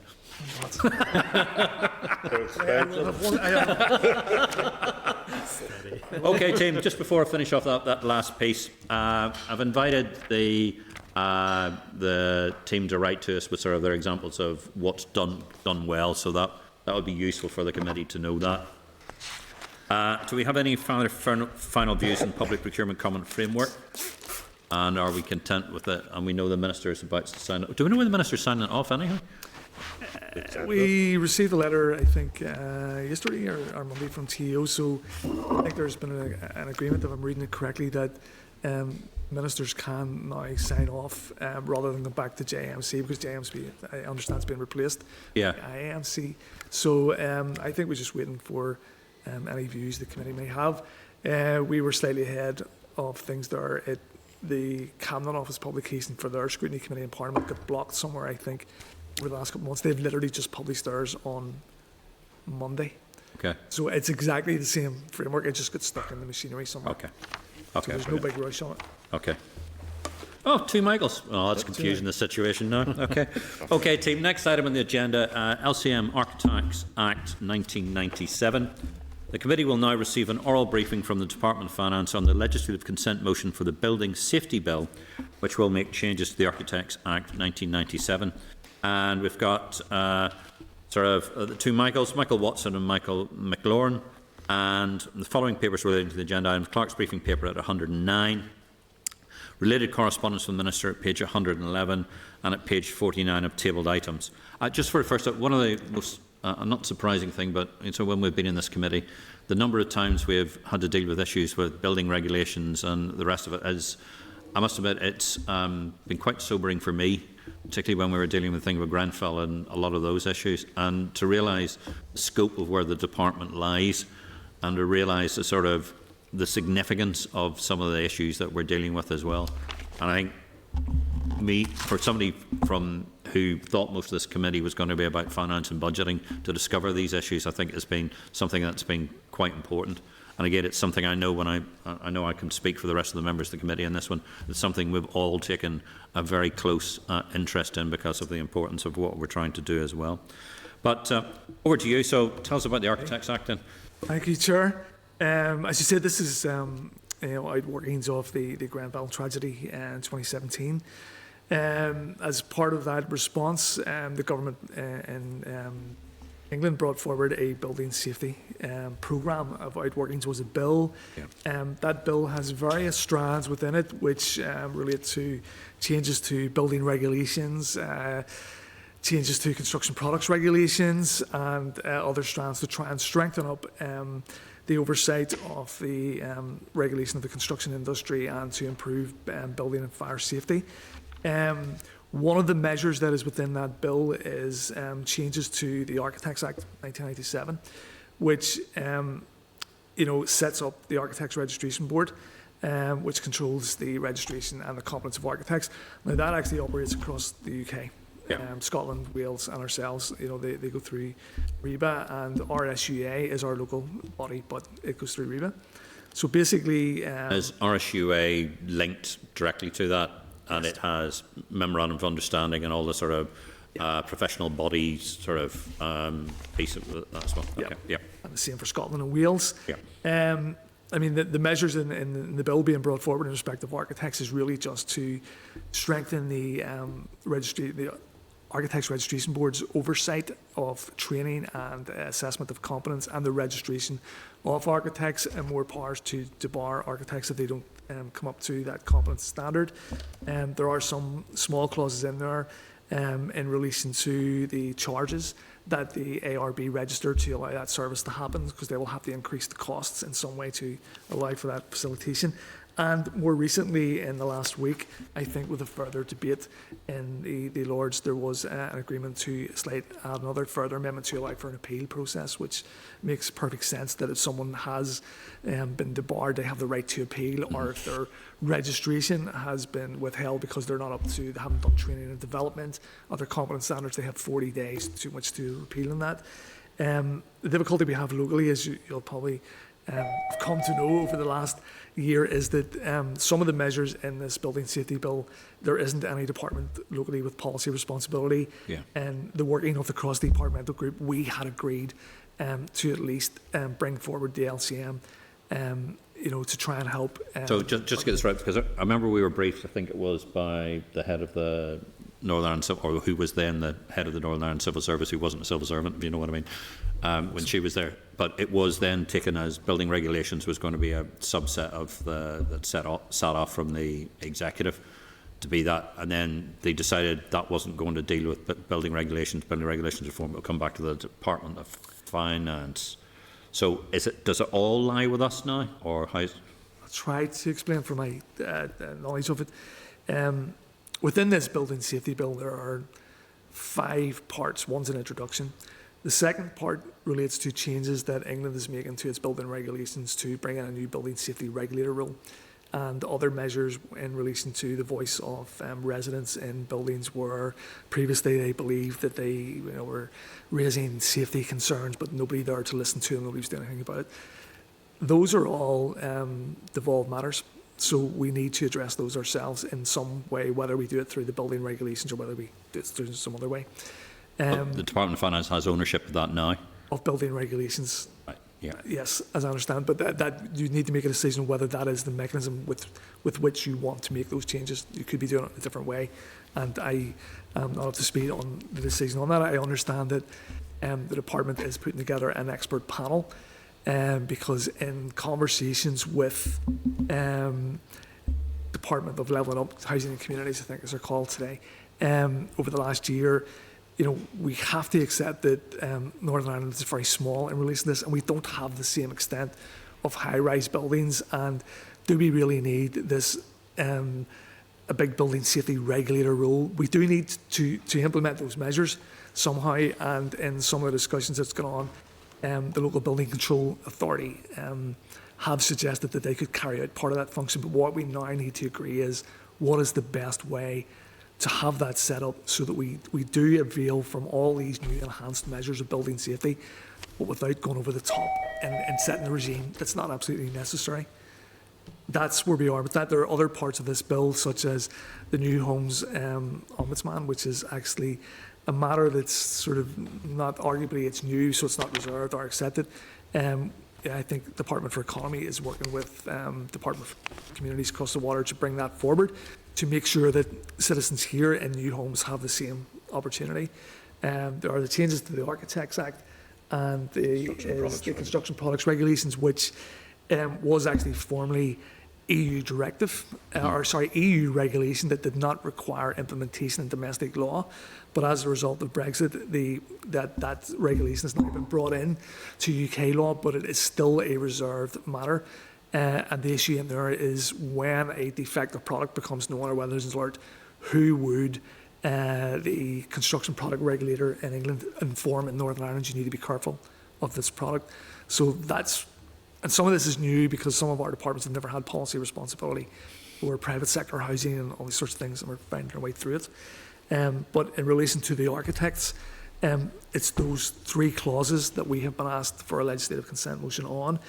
Initially, the Minister responsible and Minister for Housing Communities, look as it was then, had actually informed us last year that they didn't believe a legislative consent motion was necessary because it was not a reserved or accepted matter.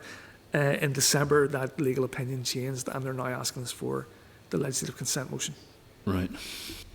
And unfortunately, they're asking for it at, quite like now. pace. Yeah. Wouldn't surprise me. Jim? Yeah, if there was a regulatory authority, who would fund that? That's a good question. There is some movements in England to raise certain levies against developer taxes and other measures that they are being considered to try and raise that additional money, not only for the regulator but for the repairs, as you'll be aware now, of the cladding in the buildings and so forth.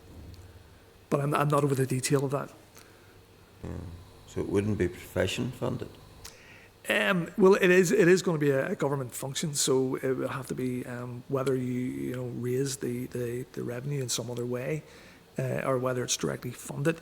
And at the minute, this is really an extension of the, I think the issue that they had there is that, you have building control going out and proving that something's been built and stuff, but this regulator rule was to go further into behaviours within the construction industry, not just look at the building, but how the various disciplines within industry, contractor, designer, were interacting. There were some accusations that, designers have designed something, but what the contractor built is not what was designed.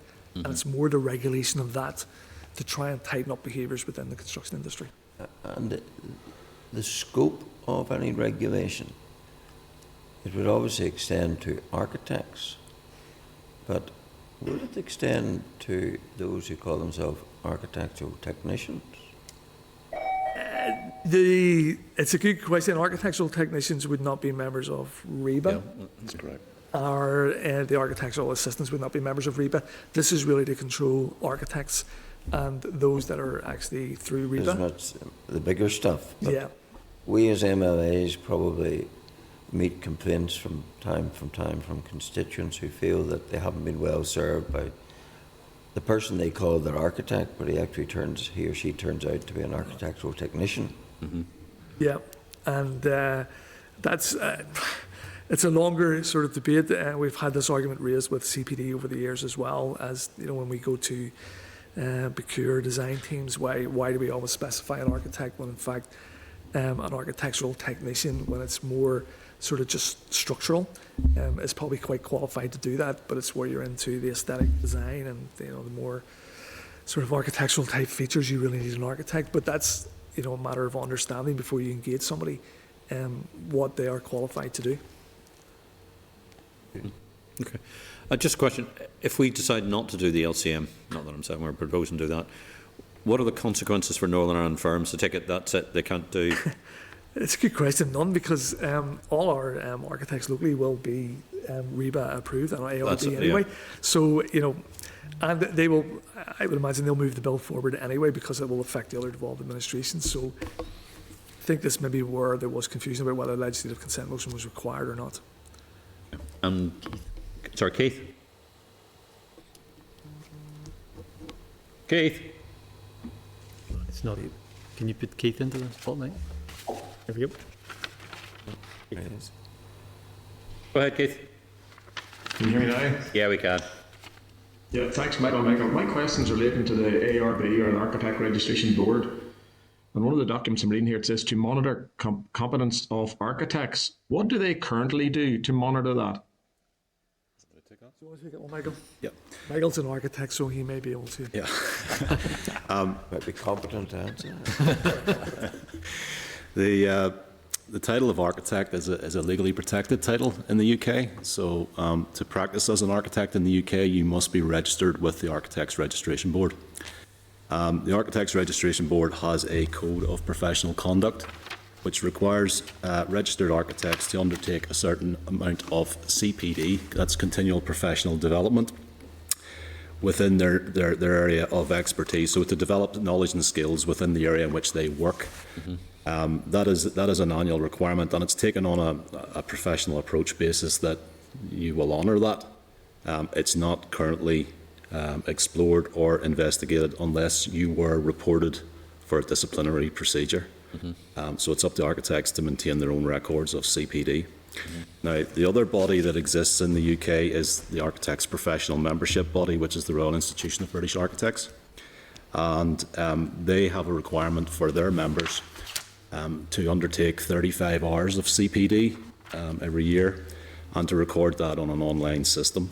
Mm-hmm. And that is checked on an annual basis. That's part of your renewal of your fee, that you have to have your CPD in order and in place. So I think the outcome of the Grenfell inquiry has sort of shown that the ARB's approach to checking of competency maybe isn't as strong as it needs to be. And that's why this proposal has been brought forward. Okay. Will it be, it'll obviously be mandatory, won't it? It will be mandated, yes. Back to Keith. Sorry, Keith? So, see whenever those checks, Michael, are carried out on an architect, we'll call them checks or audits. Does that involve going to site? Does that involve previous work, current work, or what does that involve? Or is it just that you're effectively doing some more training? No, this is about training outside of your work hours, or it could be within your work hours. This is about continuing your knowledge and understanding of the world in which you work, you know, to improve, always continual improvement.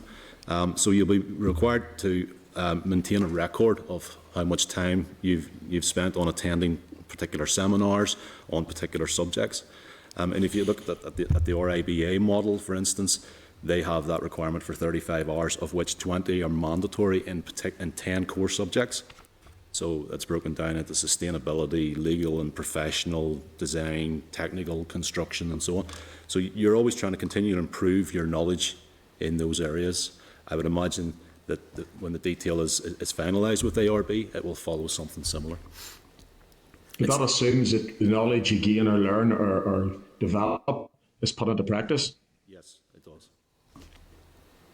So it's not really... How will this prevent an architect making a mistake to prevent another Greenville? I think where this has come from is that the architects involved with the Grenfell inquiry openly admitted to having a lack of knowledge in the area of a lack of knowledge or expertise in the area in which they were working. And you know, if you read the testimonies, it's quite damning, actually. But it's not clear whether they've undertaken continual professional development or not, and I'm not around the detail on that. But that's where the proposals from Dame Judith Hackett have come from. You know, it's that understanding that there were individuals there that weren't up to speed with their own profession, and then looking at how the profession monitors that, and then looking at how that can be strengthened. I think the easiest way to explain it is that an architect can still make a mistake, but at least they will have undertaken the training and had the competence to do the job properly. It'll never prevent making a mistake, but it's likely to decrease the likelihood of that. With respect to Grenfell, the architects involved there had no prior experience of working on high-rise residential buildings of that height, and weren't aware that there were particular technical requirements for the cladding with respect to fire safety on buildings of that height, and so we're working blind, you know, and that came out at the inquiry. So it's to try, if you strengthen competency and test competency on an annual basis, it's you know, it should improve things, but it won't stop everything. How are you testing it, Michael, on an annual basis? How are they going to test competency? If you attend a particular seminar on a particular subject, it will have to be authorised or certified as being an accredited seminar. That's how the RIBA does it at the moment. So you will invariably get companies that are trying to sell their wares, but they structure their seminar around the safety elements of their wares or the sustainability aspects of their products or whatever. They have to take those products and their scheme to the RIBA for authorisation or accreditation in terms of being an approved seminar. And that's how the structured process to CPD is managed within the RIBA. The detail around how the ARB are going to do it is still to be ironed out, but I would imagine it will be something similar. Is there going to be a set of, and just, I remember I've read quite a lot on sort of the Grenfell inquiry, but one of the things about the architect says, well, you know, they were being used in areas where they're not SWEP for. Yep. And this whole SWEP process, is the proposal of this is that you'll be SWEP for working on high-rise buildings or SWEPed on whatever happens to be our particular sectors? Because one of the concerns I think has been raised is said, oh, I've done CPD, but I did CPD on HR and on COSH and about 3 or 4 other things. It didn't actually do any CPD on the latest developments in structural engineering or something like that. But I've done my CPD. How do you get to the point where you make sure that the CPD is relevant? How's that being addressed? I think that's down to the competence. You have to be assessed to be competent to undertake certain works. The CPD is there to help you to make sure your training is developed, so that will be addressed through the competence. I think where the clauses are setting out the powers for the ARB, there will be more detailed procedures behind that, which we don't have at the minute, and I'm sure they're being developed. But this is really to set the powers in place for the architect's registration to have better oversight and more awareness, and require that level of competence to be registered. Okay. Chair, before you move on that, could I ask one question? Yeah, just one. Just from your own experience, Michael, of CPD, does it amount to anything more than getting whatever the specified number of points is, 12 or whatever, which you get by attending talks or lectures for the purpose of getting the tick that you've been there? Does it really amount to anything more than that? There is a fair charge in that, but some of the seminars may have a test at the end of it. So whether you've been listening or whether you just attended for the sandwiches is another question. But invariably, you choose the subjects in which you're working that suit your workload that's coming ahead, so that you're fully up to speed on whatever the latest is for that area. So, for instance, on Grenfell, would you be attending a seminar on cladding? Would you be attending a seminar on insulation and the fire properties of that insulation, fire breaks behind the cladding, high-rise buildings, all those sorts of things? If you were going to work on a project like that and knew it was coming within your workload in the next 12 months, you would try and set up, taking a professional approach about it, you would try and set yourself up to attend seminars that would inform you. Thank you. Thanks, okay. Chair. Matthew? Thank you. I just had a couple of questions re the Act, and then also the broader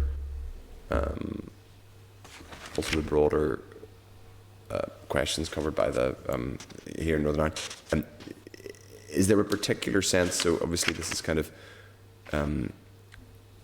coming out of Grenfell, and you described, Michael, the fairly shocking kind of issues around lack of expertise, basically, from architects in relation to that. Is there a particular sense that those are issues which are, I'm not saying we shouldn't do it, but are there concerns about that being a particular problem here too? Or is it just that this is sensible? It's sensible to cover the whole UK. In developing the proposals for the changes to the Architects Act, the LUHC consulted with the Royal Society of Ulster Architects here, and their response was by and large welcoming of any proposals to improve public safety and fire safety, but they did make a note to say that they didn't believe that it would overly increase competency here, because they felt competency was already quite high. So, okay, that's good, I suppose. So I have another question which is related to Grenfell, and I think it's a question for CPD, but it would just be helpful to get your view, and I don't know whether the department's given any thought to it. There's been a lot of commentary about Kingspan and its relationship with Ulster Rugby, and whether that's an appropriate relationship to continue. I'm not necessarily making a comment on that, but does CPD have any view? Has it given any instruction in relation to Kingspan and dealing with Kingspan? It's a difficult one to answer. I mean, Kingspan inevitably will have provided some product in the supply chain at some point, but CPD would be so far removed, from that. We would have awarded a contract to a major contractor who may have designed something, who may have finished up using a Kingspan type product, but it's going to be very, very far down the supply chain for us to really get it, and we wouldn't really have a view on whether that product should be used or not. I mean, it's obviously, there's a lot of process behind that about testing it. Is it the right thing? Is there alternatives?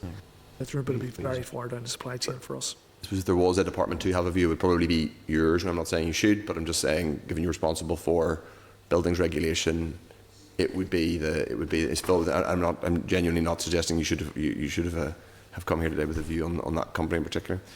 Okay, that's helpful.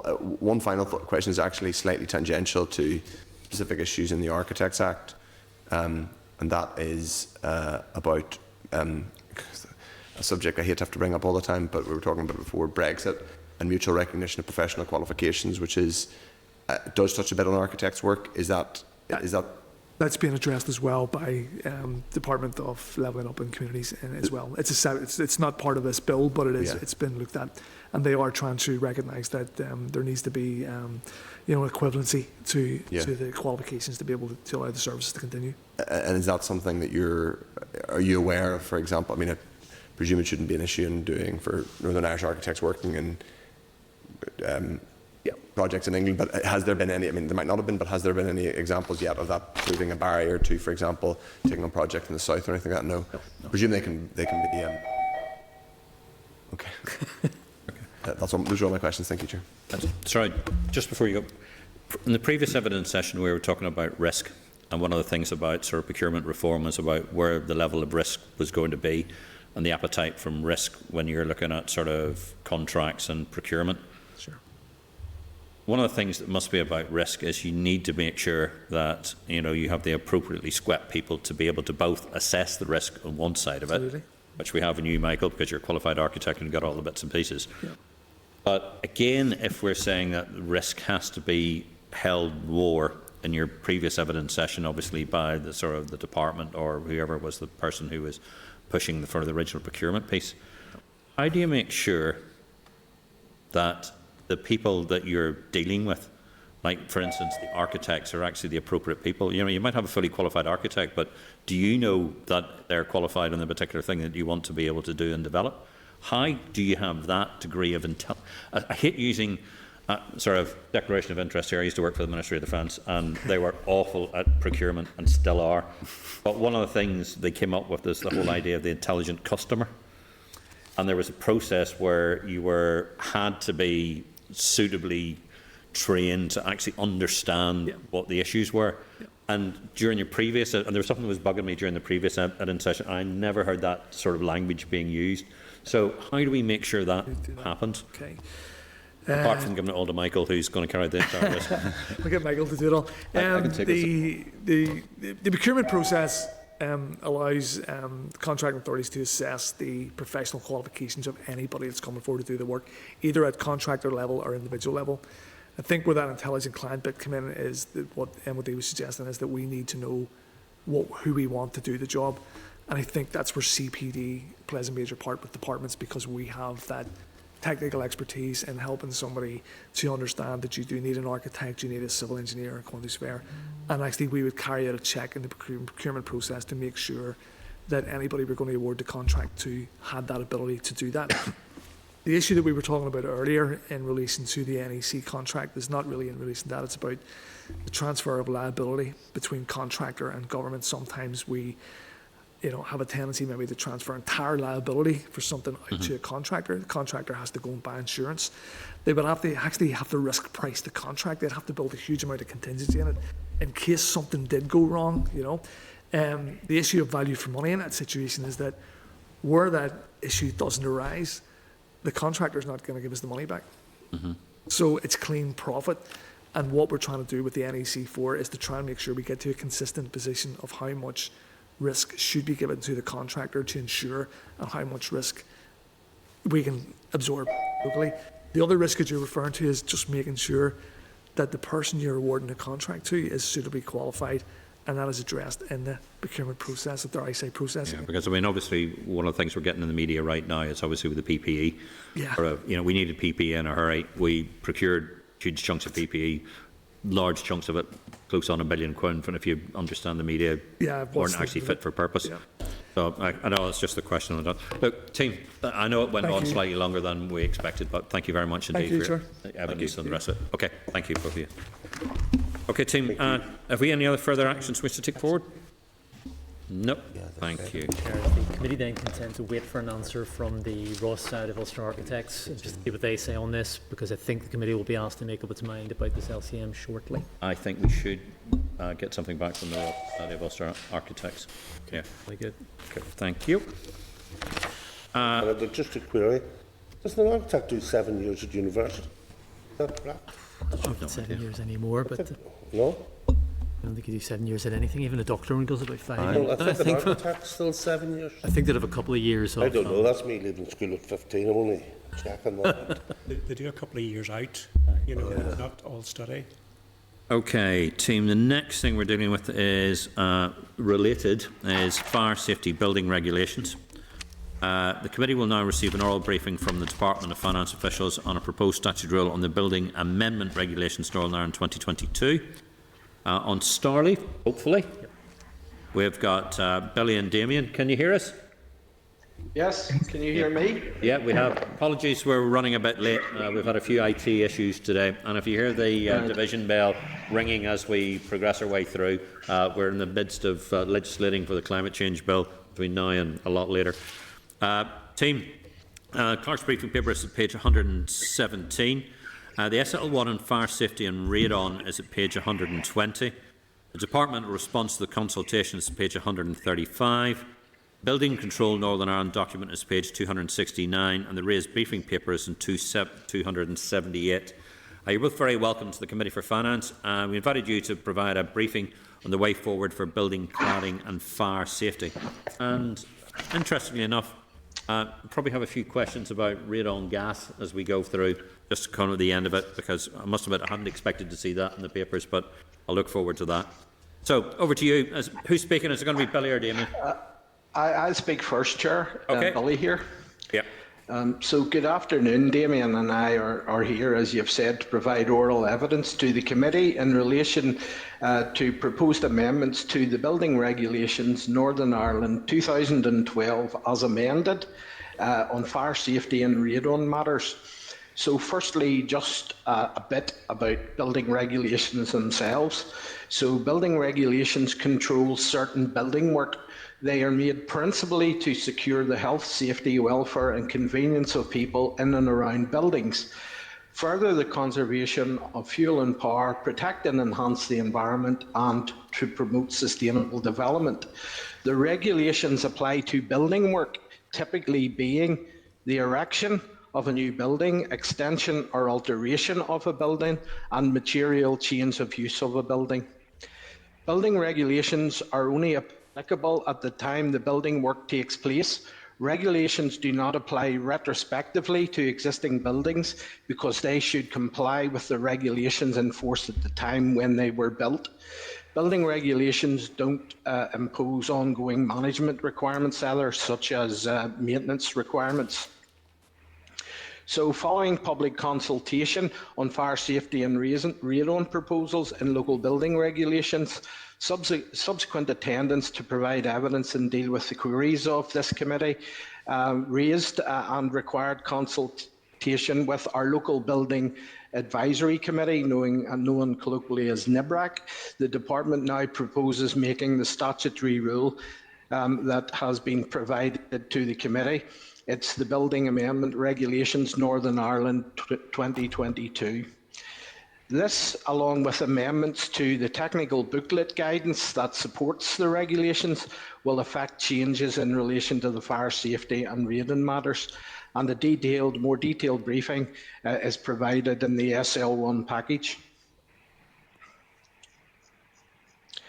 In relation to fire safety, the proposals will introduce a new prescriptive regulation which will require materials to be used in external walls and specified attachments such as balconies to meet a minimum performance class in terms of reaction to fire. Combustible materials cannot achieve this minimum performance class and therefore will not be permitted for use, hence the term ban on combustible materials that has come into common language. The ban will apply to buildings where the risk is perceived greatest. So it will apply to blocks of flats, sheltered housing, hospitals, care homes, nursing homes, student accommodation, all that have a storey height over 18 metres. So it's not the height of the building, it's the height of the tallest storey, the floor of the tallest storey. In relation, Billy, just a quick one. Sir, yes. It's not going to apply to hotels, hostels and boarding houses. Why not? We intended to follow the ban as it was already implemented in England and Wales. England have subsequently consulted on a review of that ban, where they propose to look at the threshold height of 18 metres and also widen what is known as the relevant building. So the classes of building I read out are termed relevant buildings, and they're looking at widening that to hotels, but they haven't published the government response yet. So we are waiting to see and keeping on to review these proposals, so that if they do move to widen the scope of the ban to, for instance, hotels, then we will rapidly as possible bring that to the local building regulations committee. And Damien may just be able to give you a particular reason why hotels at the minute weren't classed in this highest risk property. Well, they are seen as buildings with a room for residential purposes, but they're also seen as buildings of less risk, so they tend to be well managed, subject to inspection by the Fire and Rescue Service because they're relevant premises under the Fire and Rescue Services Order 2006. They would tend to have full fire alarm systems in them. They don't have a stay-put policy, a number of escape routes rather than a block of flats, which tends to be based on a single stair evacuation route. They have good signage, emergency lighting, and the statistics would indicate that the deaths in domestic residential type buildings is 3 times higher than those of other residential types with a sleeping risk, such as hotels. But that's the reason why England and Wales have left them off their scope of buildings for the ban. But as Billy says, they have consulted on that in 2020 to see if those types of buildings needed to be added to the scope of buildings for the ban. Okay. What do we know how far they've got with that consultation? They haven't published the results of it yet. One of the reasons why we have delayed in bringing this statutory rule forward is because of contacts with colleagues in DLUHC. They have indicated to us for the past 12 months that they would be publishing the outcomes of that consultation shortly, but they haven't gotten around to it. Right. There is a few issues in it, like the scope of buildings covered and the height threshold for the ban to apply, whether it's dropped from 18 metres currently down to 11 metres or not. Yeah, okay. Okay, sorry, keep going, thanks. Sorry about that. Yeah, okay. So I'll just gather myself to see where I was. The ban, sorry, IT problems here. That covers the fire safety element. In relation to radon, we're proposing to amend the regulations to refer to the latest radon in Northern Ireland indicative atlas. The Atlas of Maps is based on the most recent radon surveys, and this will be used going forward to determine the requirement for radon protective measures or not in dwellings here. So that finishes my open statement, Chair, and we welcome questions from the views of the committee. Okay, thanks very much indeed. Could I just make a couple of points, Chair, as well, go ahead, Billy. On top of that? Yep. The only change in these final proposals to the consultation proposals is in relation to the BS 8414 test. Mm-hmm. So the consultation proposed citing the BS 8414 test as a route to compliance for non-relevant buildings in the technical guidance. Due to the issues around the test, which are well documented and have been raised throughout the public inquiry into Grenfell, we will now not be citing the BS 8414 test in the technical guidance at this time. Scotland withdrew reference to the same BS 8414 test from the 1st of April last year also. The other point I'd like to make is... Sorry, but what test will we be using? We will be using the small scale test, the linear route, so all the components of the wall have to comply with the performance classification specified in the new prescriptive regulation. So all the components, the insulation, the cladding, everything else, or what is on an exemption list, has to comply with the performance classifications of A1 or A2 S1D0. So that will rule out the use of any non-combustible materials in relevant buildings over 18 metres. Okay. I'm just The trying. other point I would like to make. Sorry. I'm just trying to recollect. We did take evidence last year, I think, and it was looking at tests, but we were specifically trying to get some evidence from at Ulster University, where their team is there. I can't remember. I can't recollect what their view was on the particular test. I just wonder if one of the team can look back at that I don't think the issue is with the actual test itself. The issue is with the gaming of the test. Yeah, no, but they did make some reference to the test and tested process, and particularly if we were going to change the test. I just think the committee might be useful if the committee had an opportunity to refresh itself from that information. We'll take that separately, but I think I'd just like to have a quick look at that. Okay, keep going. The other point I'd like to make is this ban that we're introducing replicates the ban that was introduced in England and Wales. So there's likely to be changes to the ban in England, and hence likely changes to the ban here going forward. So I would ask the committee not to see this as the end product on this issue of external fire spread, but rather just the first step. Okay. So you've already explained about the business about hotels, but we've changed the difference about the tests, but you're saying that we're expecting to get more information about this, and it's evolving. Yeah, we're expecting changes to the ban that was introduced in England at the end of 2018. Wales replicated that ban in January 2020. We're now going to replicate that, hopefully within the next month or so. But we're expecting changes to the ban in England, and I think that'll have an impact here. One of the things that they're looking at is a specific regulation that will ban the use of certain metal composite panels, which have a certain high calorific value in the core filler material. And that could possibly apply to metal composite panels used anywhere within the building or on the outside of the building. So not just cladding. An issue, and scope of buildings won't be an issue. It'll just be banned totally. Okay, so not just the cladding, but it might actually be within internal walls and other. Well, the metal composite panel is cladding. Yeah. Okay. Okay. Yeah.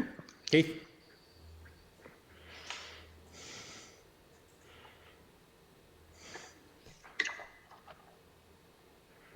Go ahead, Keith. Keith, you've muted yourself, I think.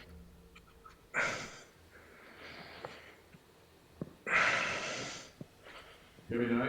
Yeah, we can, Keith. Yep. Yes, okay. Right, can you hear me? Thank you, Damien and Billy. My question sort of relates to internal walls. Are you content that currently internal walls is satisfactory? And you talked there about metal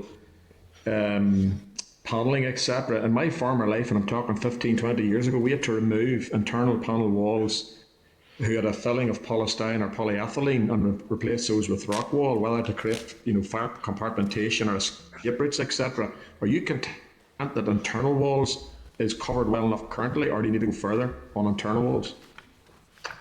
Internal walls and internal fire spread would be a separate issue to external fire spread, which is what these changes relate to. As I say, because there's specific dangerous types of products out there, such as the ACM Category 3s that was used in Grenfell. To me, if you use that within a building, it's even worse than using it on the outside of the building. So, as I say, there is plans afoot to bring in a separate regulation, and we're discussing this with our colleagues in England, Scotland and Wales, to bring in a separate regulation to ban the use of these manifestly dangerous types of products that have an inherently high calorific value to them that will contribute massively to fire spread and fire growth. So the Category 3 cores would cover things like polyethylene and polypropylene cores. So I think that would be the next step after this step in terms of this ban for relevant buildings only. That actually surprises me, Damien, because it was the insurance company that insured the place I used to work at. They were the driver with this. Mm-hmm. So do you see the insurance companies, the people, and this was more so concerned with property loss instead of life loss, obviously, and obviously you needed a skip route to get people out of the building, I appreciate that. that this is more so about property loss. But do you see the industry behind the insurance world? Because I'm surprised whenever I heard of Greenville and the home disaster that was, and the tremendous loss of life. I couldn't believe it, because we were talking about this 15 years ago. Well, remember the building regulations set minimum standards for life safety purposes only. They're not concerned about property protection or business continuity, etc. And that's the case since building regs came in 1973. So the insurance standards can be higher standards, and they can request higher standards than standards that are set within building regulations and guidance. So I know we're all focused on external walls, but when do you see something coming forward to remove that material or prevent that material being used on internal? Because internal, in my eyes, would have bigger risk. Absolutely. The polyethylene, the category 3 polyethylenes and polypropylenes of this world, I would expect to see something in relation to that later this year. Certainly in the other jurisdictions, it'll probably come before we do it, but I think it would be expected of us for to follow on and put in the same requirement. And obviously, this is purely external. This can't be developed on our own bat to, to move into internal, I presume. I think the problem is that you need to nail down the definition of what a metal composite panel is that's manifestly dangerous and unsafe to use. So you need to, it's basically based on research and evidence then as to what the calorific value should be. So what I'm hearing from colleagues in England and Scotland is that anything that's 35 megajoules per kilogram and over, which would cover the category 3 polyethylenes and polypropylenes, that's the type of substance that they're looking to ban. But possibly later this year, certainly early next year, for something along those lines. I welcome this in front of us, but I don't think it goes far enough. And I appreciate it's external. We can't muddy up between external and internal, but I think it concerns me that the internals, obviously we talk about spread of flame and all those issues. I don't think it goes far enough. I appreciate it's only external, but we'll leave it there, Chair, and thank you, Damien and Billy. Okay, any other members? Okay. Just a quick one, Billy. You said about the radon information. How many new houses will require preventative measures?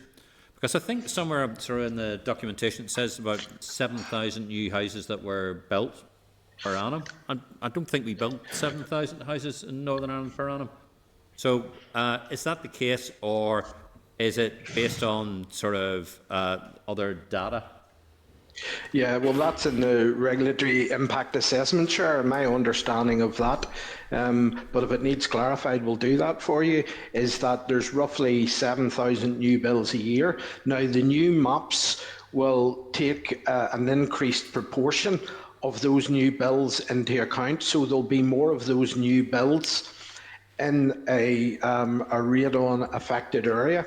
And you look at those maps and then determine if it's in a radon affected area, what is the level of protection that you need to put in? Is it simply just a membrane, or do you need to put additional ducts and ventilation in the subfloor? So you don't need to do it for every building. So to give you an example, I live in Newton Abbey on Kermoney Hill, and I looked at the old maps and I wasn't in a radon affected area.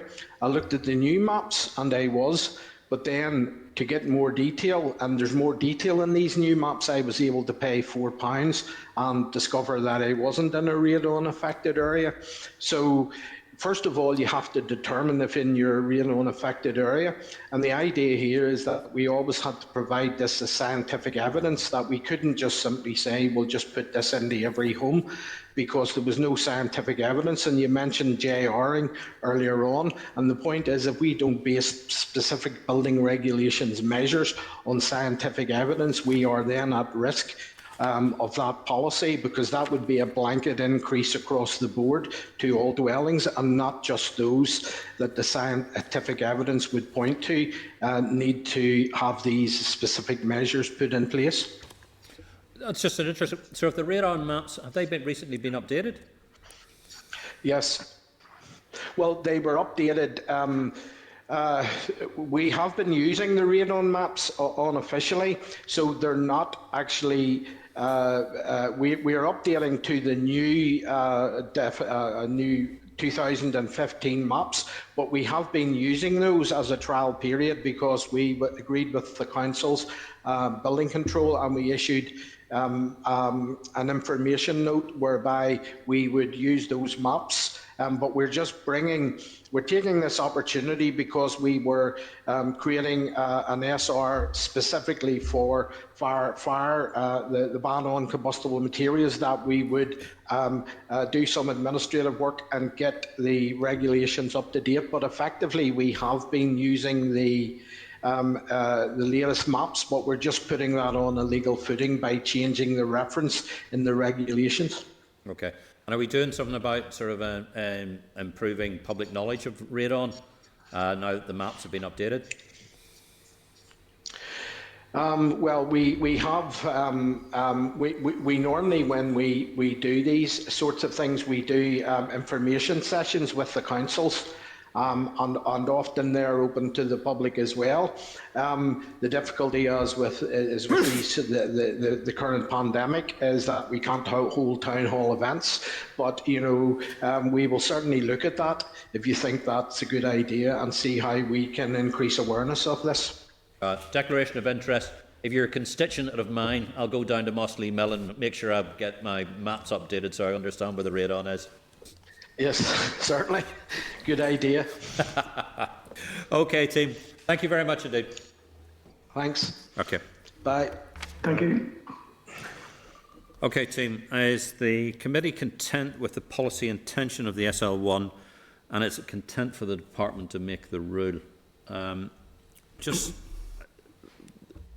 in the evidence session, we said they're considering updates, and there's various other updates that are likely to come through about hotels and other pieces of legislation legislation's coming through as well.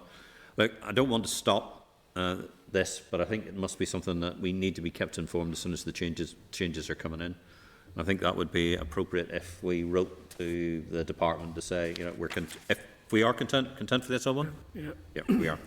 The policy, about to keep us updated, particularly because he said 3 or 4 times that things are changing to be able to do that. Keith, go ahead. Keith. Hear me now? Yeah. Yeah, we can. Yeah. Yeah, just follow on from that. I think it'd be important if the committee was happy to write to and just confirm what's happening with the internal walls. That would concern me. Yeah. I appreciate it's not coming tomorrow or in a week or two, but just to keep the pressure on, because the internal walls is as big an issue as external. Okay. Thanks, Keith. Okay. Content? Great. Thank you. Move on, team, to agenda number 10, Statute Rule 2217, making and laying of different rates. Clerk's briefing notes, page 295. The Statute Rule 2022-17 at page 296. At our meeting on the 19th of January, the committee considered the SL1 for the statutory rule. The committee agreed that it was content with the policy objectives. The purpose of the statutory rule is to allow the inclusion of the conversion factors table on a non-mandatory basis. This will allow the factors to be referenced in the annual calculation of the rate support grant, which is made by the Department for Communities. The Department for Finance has no policy role in relation to that grant. The request for the rule came from a district council. The proposed rule will be subject to negative resolution procedure. Any comments? Therefore, members, if we're content, the committee has considered Statutory Rule 2022-17, the rates, making and levying of different rates, regulations Northern Ireland 2022, and subject to the report of the examiner's statutory rules, has no objection to this rule. Is this agreed? Agreed. Thank you. Moving on to the next item, Statutory Rule 2213, dates of rate setting. Members, the following papers, Peter's briefing paper is page 304. Statutory Rule 2022-13 is at page 305. At our meeting on the 5th of January, we considered the SL1 for the statutory rule. The committee agreed that it was content with the policy objectives. The purpose of the statutory rule is to amend the date by which a district council must make the district rate for a forthcoming rating year from the 1st of March to the 15th of February. This is a return to the pre-pandemic practice and is being adopted following advice from Solace. The rule will be subject to negative resolution procedure. Any comments? Are we content? Therefore, The committee has considered Statute Rule 2022-13, the Rate Amendment Regulations Northern Ireland 2022, and subject to the report of the examiner, Statute Rule has no objection to this rule. Are we agreed? Agreed. Next item on the agenda, SL1, Death Certification and Registration. The Department of Finance proposes to make a statutory rule under powers conferred by the Coronavirus Act 2020. In the event of a death prior to the pandemic, informants were required to attend in person the registration office in respect of stillbirths or deaths, obtain and provide a medical certificate of cause of death, sign the register and provide a form to the funeral director. The rule extends those provisions which allows for registration by telephone and the provision of documentation electronically. The rule will also continue to waive the requirement for a medical practitioner to notify the coroner when the death is by natural causes and the doctor has not seen the deceased within the previous 28 days. The proposed rule will extend these provisions until the 24th of September 2022. The Health Minister has expressed some concerns in respect of the continued waiving of the 28-day rule in respect of medical practitioners advising the coroner. And we also understand the Justice Minister? Yes. Yeah. And the Justice Minister as well, but we don't have the specific details on that as well. There's been no formal consultation with the Department, but the Department has referred to positive feedback from stakeholders. I would have thought the Minister for Health and the Minister for Justice were fairly important stakeholders in this process. Similar provisions appear to be in effect in the rest of the United Kingdom. The proposed rule will be subject to draft affirmative resolution procedures. Members, do we have any comments? I think I would probably like to ascertain what specifically the Minister for Health and the Minister for Justice concerns are about this before we proceeded with this. And bearing in mind, thankfully, we seem to be easing out of the worst part of the pandemic. I would like to have that information in front of me before we were content to make any further comment on this SL1. Agreed. Are we agreed? Thank you. Next item, correspondence. Correspondence index. 9 items received correspondence on page 318. First up, RHI disciplinary process. The committee is asked to consider at page 320 a ministerial response to the committee queries re the RHI disciplinary process.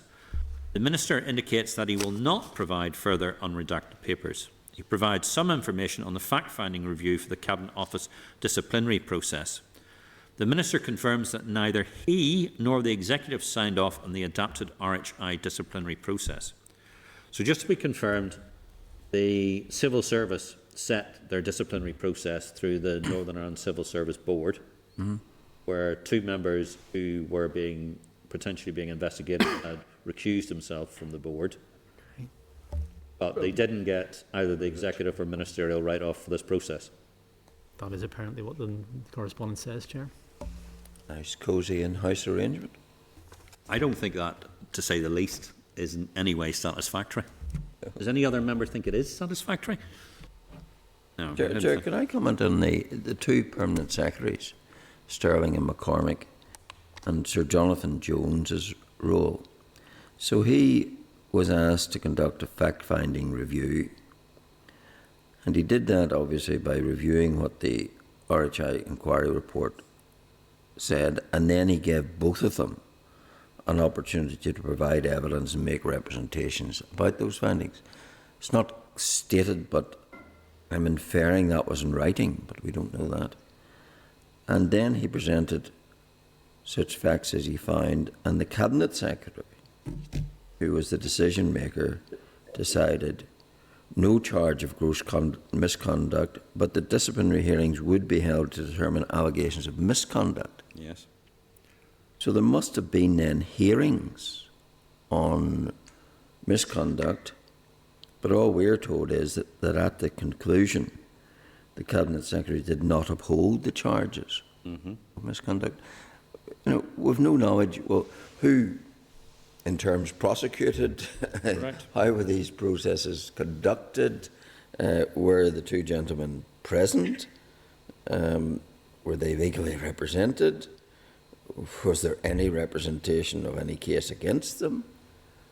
You know, it's very unsatisfactory. I think is from our friend from North Antrim. Is anybody else who thinks this was a satisfactory process? I think there's two things we need to think about this as well. This, obviously, I think it might be worthy asking further questions, because it's not a question of whether it's redacted or unredacted. We should be asking whether this process, who actually conducted this misconduct or whatever. What's the language you use, Jim? To determine allegations of misconduct. The problem for us in that is that had no Northern Ireland involvement. Correct. That was simply the Cabinet Secretary and whatever Sir Jonathan Jones provided them. So there was no... So, like, even our Finance Minister won't effectively know anything about that. No. But I think it's worthy of... I think it's something that's worthy of consideration. Tim, in the 2 years we've been here, the RHI process has rolled through this committee at various degrees, at various stages. And what we as a committee have been trying to do is to ascertain whether the lessons that have been identified of RHI have actually been acted upon. And every time we've asked a question or tried to see it, we've never really got any sort of detailed information about the reforms that have been necessary, have actually been conducted. Every time we have had to drag information, and I'm not blaming the Minister actually, I think the Minister has been badly served because he hasn't been given the information that he needs.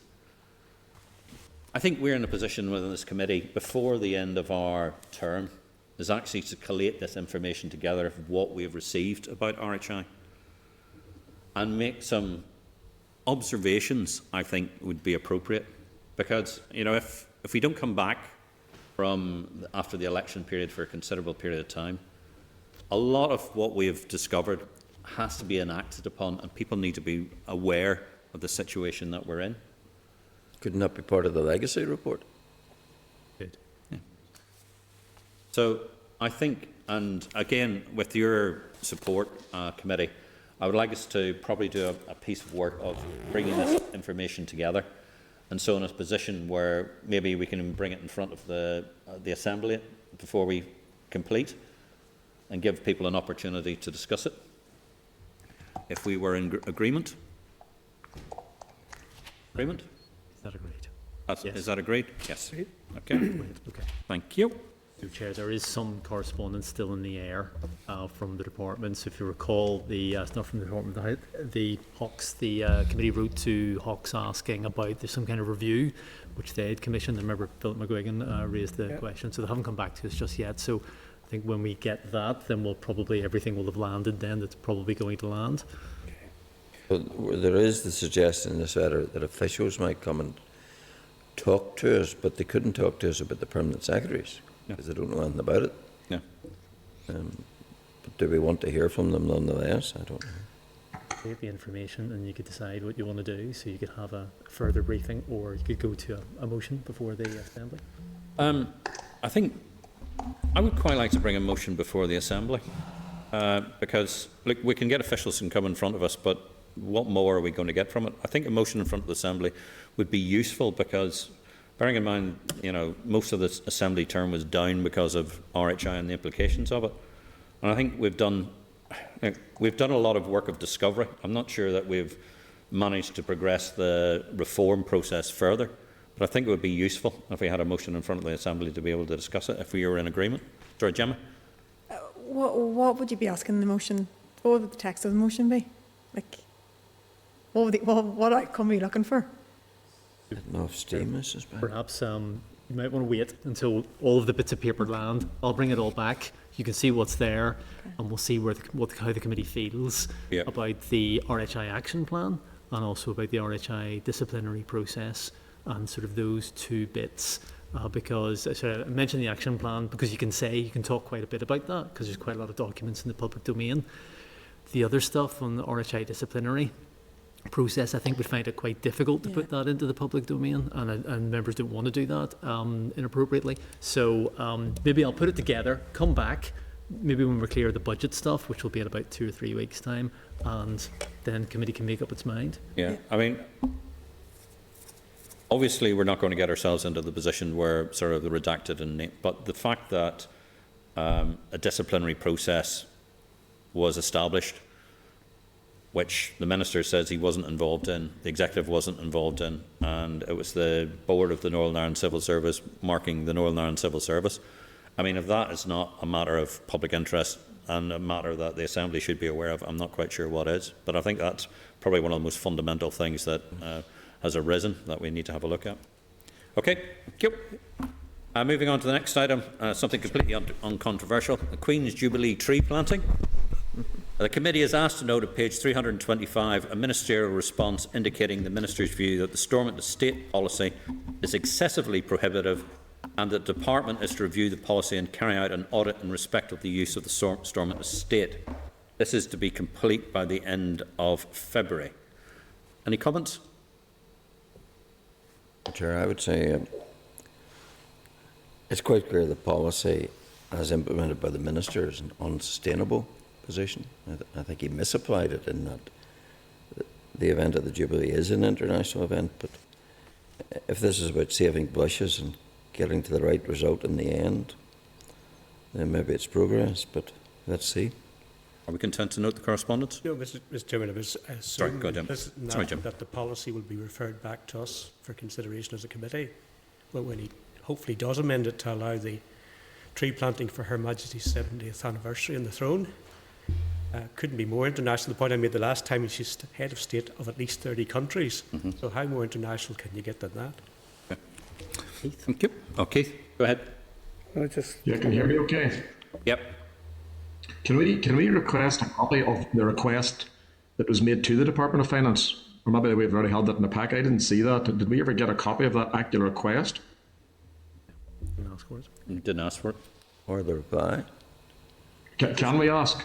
Yes. It is agreed. And Melissa?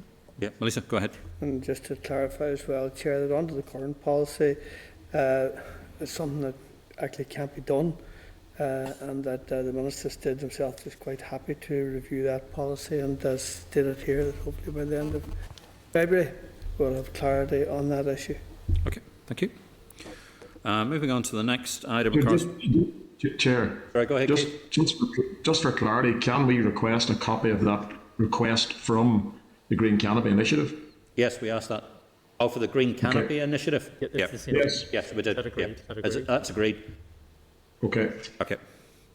Moving on to the next item of correspondence, SIB secondments. Sorry, just before you leave that. In terms of asking for the review, are there any terms of reference for that review? Ask to see terms. Is there a formal, or is it a largely informal thing? I think we can ask for the terms of reference and ask how those be considered. Is that agreed, Chairperson? Is that agreed? Agreed. Yep. Good. Thank you. Right, can we do the Investment Board now? Okay. Next is Strategic Investment Board secondments. The committee is asked to note at page 329 a ministerial response in respect of the 59 SIB secondments to the Northern Ireland Civil Service. And we also noticed today that they're doing training as well, Strategic Investment Board. Didn't we have evidence earlier on that they're doing a training on procurement? Yep, we did. To be clear, Chair, it's not 59 to NICS, it's Senate to NICS, etc. So that includes the councils, there are 10 and 10 in the wider public sector, so it's 39 to the NICS. Sorry, there you go. So I think one of the questions that raises to me is sort of what grades are these people that they're providing? Are they senior staff? Are they junior staff? What's their pay banding that they are? Bearing in mind we've already had the example of the head of the Northern Ireland Civil Service who wasn't a civil servant, seconded in from the SIB. Yeah. I think I would quite like to get a better idea of that. And I realise that the SIB comes under the remit of the Executive Office, but a lot of the discussions we have on sort of issues to procurement and the rest of it, and also in civil service reform, all seem to be centred around the SIB. And I think one of the questions I think we must be getting to the point soon is when do we have the SIB to come and discuss these issues with the committee? Because their remit seems to be the catch. It's a bit like our own department. Their remit seems to be the catch-all for everything that everybody else doesn't have. But I just think that's interesting. But I think I would like the committee, if, with your agreement, first of all, to note the correspondence, but also ask the question about the grades and what their their sort of grades and sort of their salary bands are. Because if this is providing senior staff to the civil service, and where's their role and where they're controlled by as well. And maybe one of the things we might consider is, if we've got any time before the end, maybe asking SIB to come and talk to us about sort of the various areas that they're involved in, including procurement and other issues, because we haven't had a chance to talk to them. Yeah, I agree. Chair, could I make two comments? I think there's two important things here. One is that these are people filling, I suspect, very significant roles, other than through a regular recruitment process. And secondly, filling roles in which the accountability issue is at best opaque. Who are they accountable to? You know, you take those embedded in councils. Are they accountable to the council? Are they accountable to SIB? Likewise, in the civil service, where they aren't subject to the civil service code or discipline or any of that. So I think it's not the most healthy situation, I think. Okay. If we're content, move on to the next item, Northern Ireland Investment Fund. The committee is asked to note on page 346 departmental correspondence providing further information setting out the financial transaction capital used by the Northern Ireland Investment Fund. £75 million is set out. Around 24 million has been returned. The department appears to indicate that further announcements may be made in respect to the remaining approximately 30 million. Are we content to note the correspondence and hopefully we do actually get some of this money spent? Great. Next item, 13.6, the Crown Estate. The committee is asked to note at page 351 a departmental response advising the committee that the Crown Estate raises around 1.7 million per annum, but its management is reserved. Are we content to note this correspondence? Content? Content. Next one, RHI closure. The committee is asked to consider at page 357 a departmental response on RHI closure, indicating that payments are to continue as is, and that closure is a policy matter for the Department for Economy, and that Treasury has not confirmed that will roll the closure payments over to 22-23. This is £91 million, isn't it? So this is a significant amount of money, but this is ring-fence resource Dale or something, some peculiar sort of. It's money we're not spending by and large. We're not spending it because the tariffs have been reduced so low. So I think a good part of that money is going back each year. Yeah, well, I think what they're saying is that the Treasury has not confirmed that it will allow it to be rolled over. So the Treasury probably said, no, you're not getting it. I think we need to get some clarity in this issue. And are we content to write to the Department for the Economy, the Economy Committee, seeking clarity in this issue? Because I think that's something that would be of some interest. Okay, agreed? Agreed. Okay, next item, draft budget 22-25. The committee is asked to consider at page 359 a response from the Committee for the Economy, providing papers setting out the Department for Economy 22-25 budget pressures. I think that was actually quite a good paper that came through. Is the committee content to note this correspondence and add it to the Finance Committee report on the draft budget for consideration on the 23rd of February? Agreed? Agreed. Right. Non-ACM cladding claims. The committee is asked to note at page 379 a response from the Department for Communities to committee queries re non-ACM cladding. The Department for Communities indicates Department of Finance provided the details of the 11 claims. The Department for Communities had not provided any clarity on their likely costs or if the Northern Ireland Housing Executive is to undertake the repairs. Any commentary? Okay, are we content to note? Note. Great. Okay. So our declaration of interest, this letter refers to a small and successful business in my constituency. The committee is asked to consider... Can I just declare not to stare to you and that I've been lobbied on the same issue? All right, okay. The committee is asked to consider at page 385 and at page 54 of tabled items correspondence from a concerned owner of soft play business indicating that he is not eligible for the current COVID hospitality payments. In the briefing we received from RAISE, there was an interesting piece on the amount of money that the department had allocated to soft play areas. I think previously. That was previously, yes. Yeah, previously. Yeah. This is different. The current Omicron was for hospitality.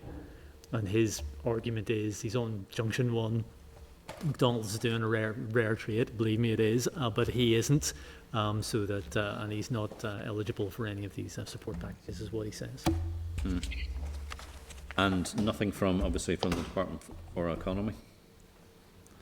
That is what he indicates, so we could write to our own department just seeking clarity on this category of business, because I think there were certainly something happening with hotels and other things, I think, so, and sports clubs, so maybe there's something here. Okay. Can we write to, if we're agreed, can we write to the department to ask for clarity on this category of business? Agreed. Okay. Second LCM public sector pensions. The committee is asked to consider at page 56 of tabled items correspondence from the department replying to committee queries regarding the second LCM and public sector pensions. Are we content to note? Noted. Competent information request. Members are asked to consider the competent information request at page 387. Are we content to note? Agreed. Moving on to the forward work programme. The draft forward work programme is page 406. Are we content with the forward work programme as drafted? Agreed. Any other business? Or forever hold your peace. Agreed. Right. Okay, the next meeting will be in here at 1400 on Wednesday, the 9th of February. Thank you very much indeed. Thank you, everybody. Thank you for a good... Assembly Senate Chamber programme signed. This is the Northern Ireland Assembly Senate Chamber programme signed.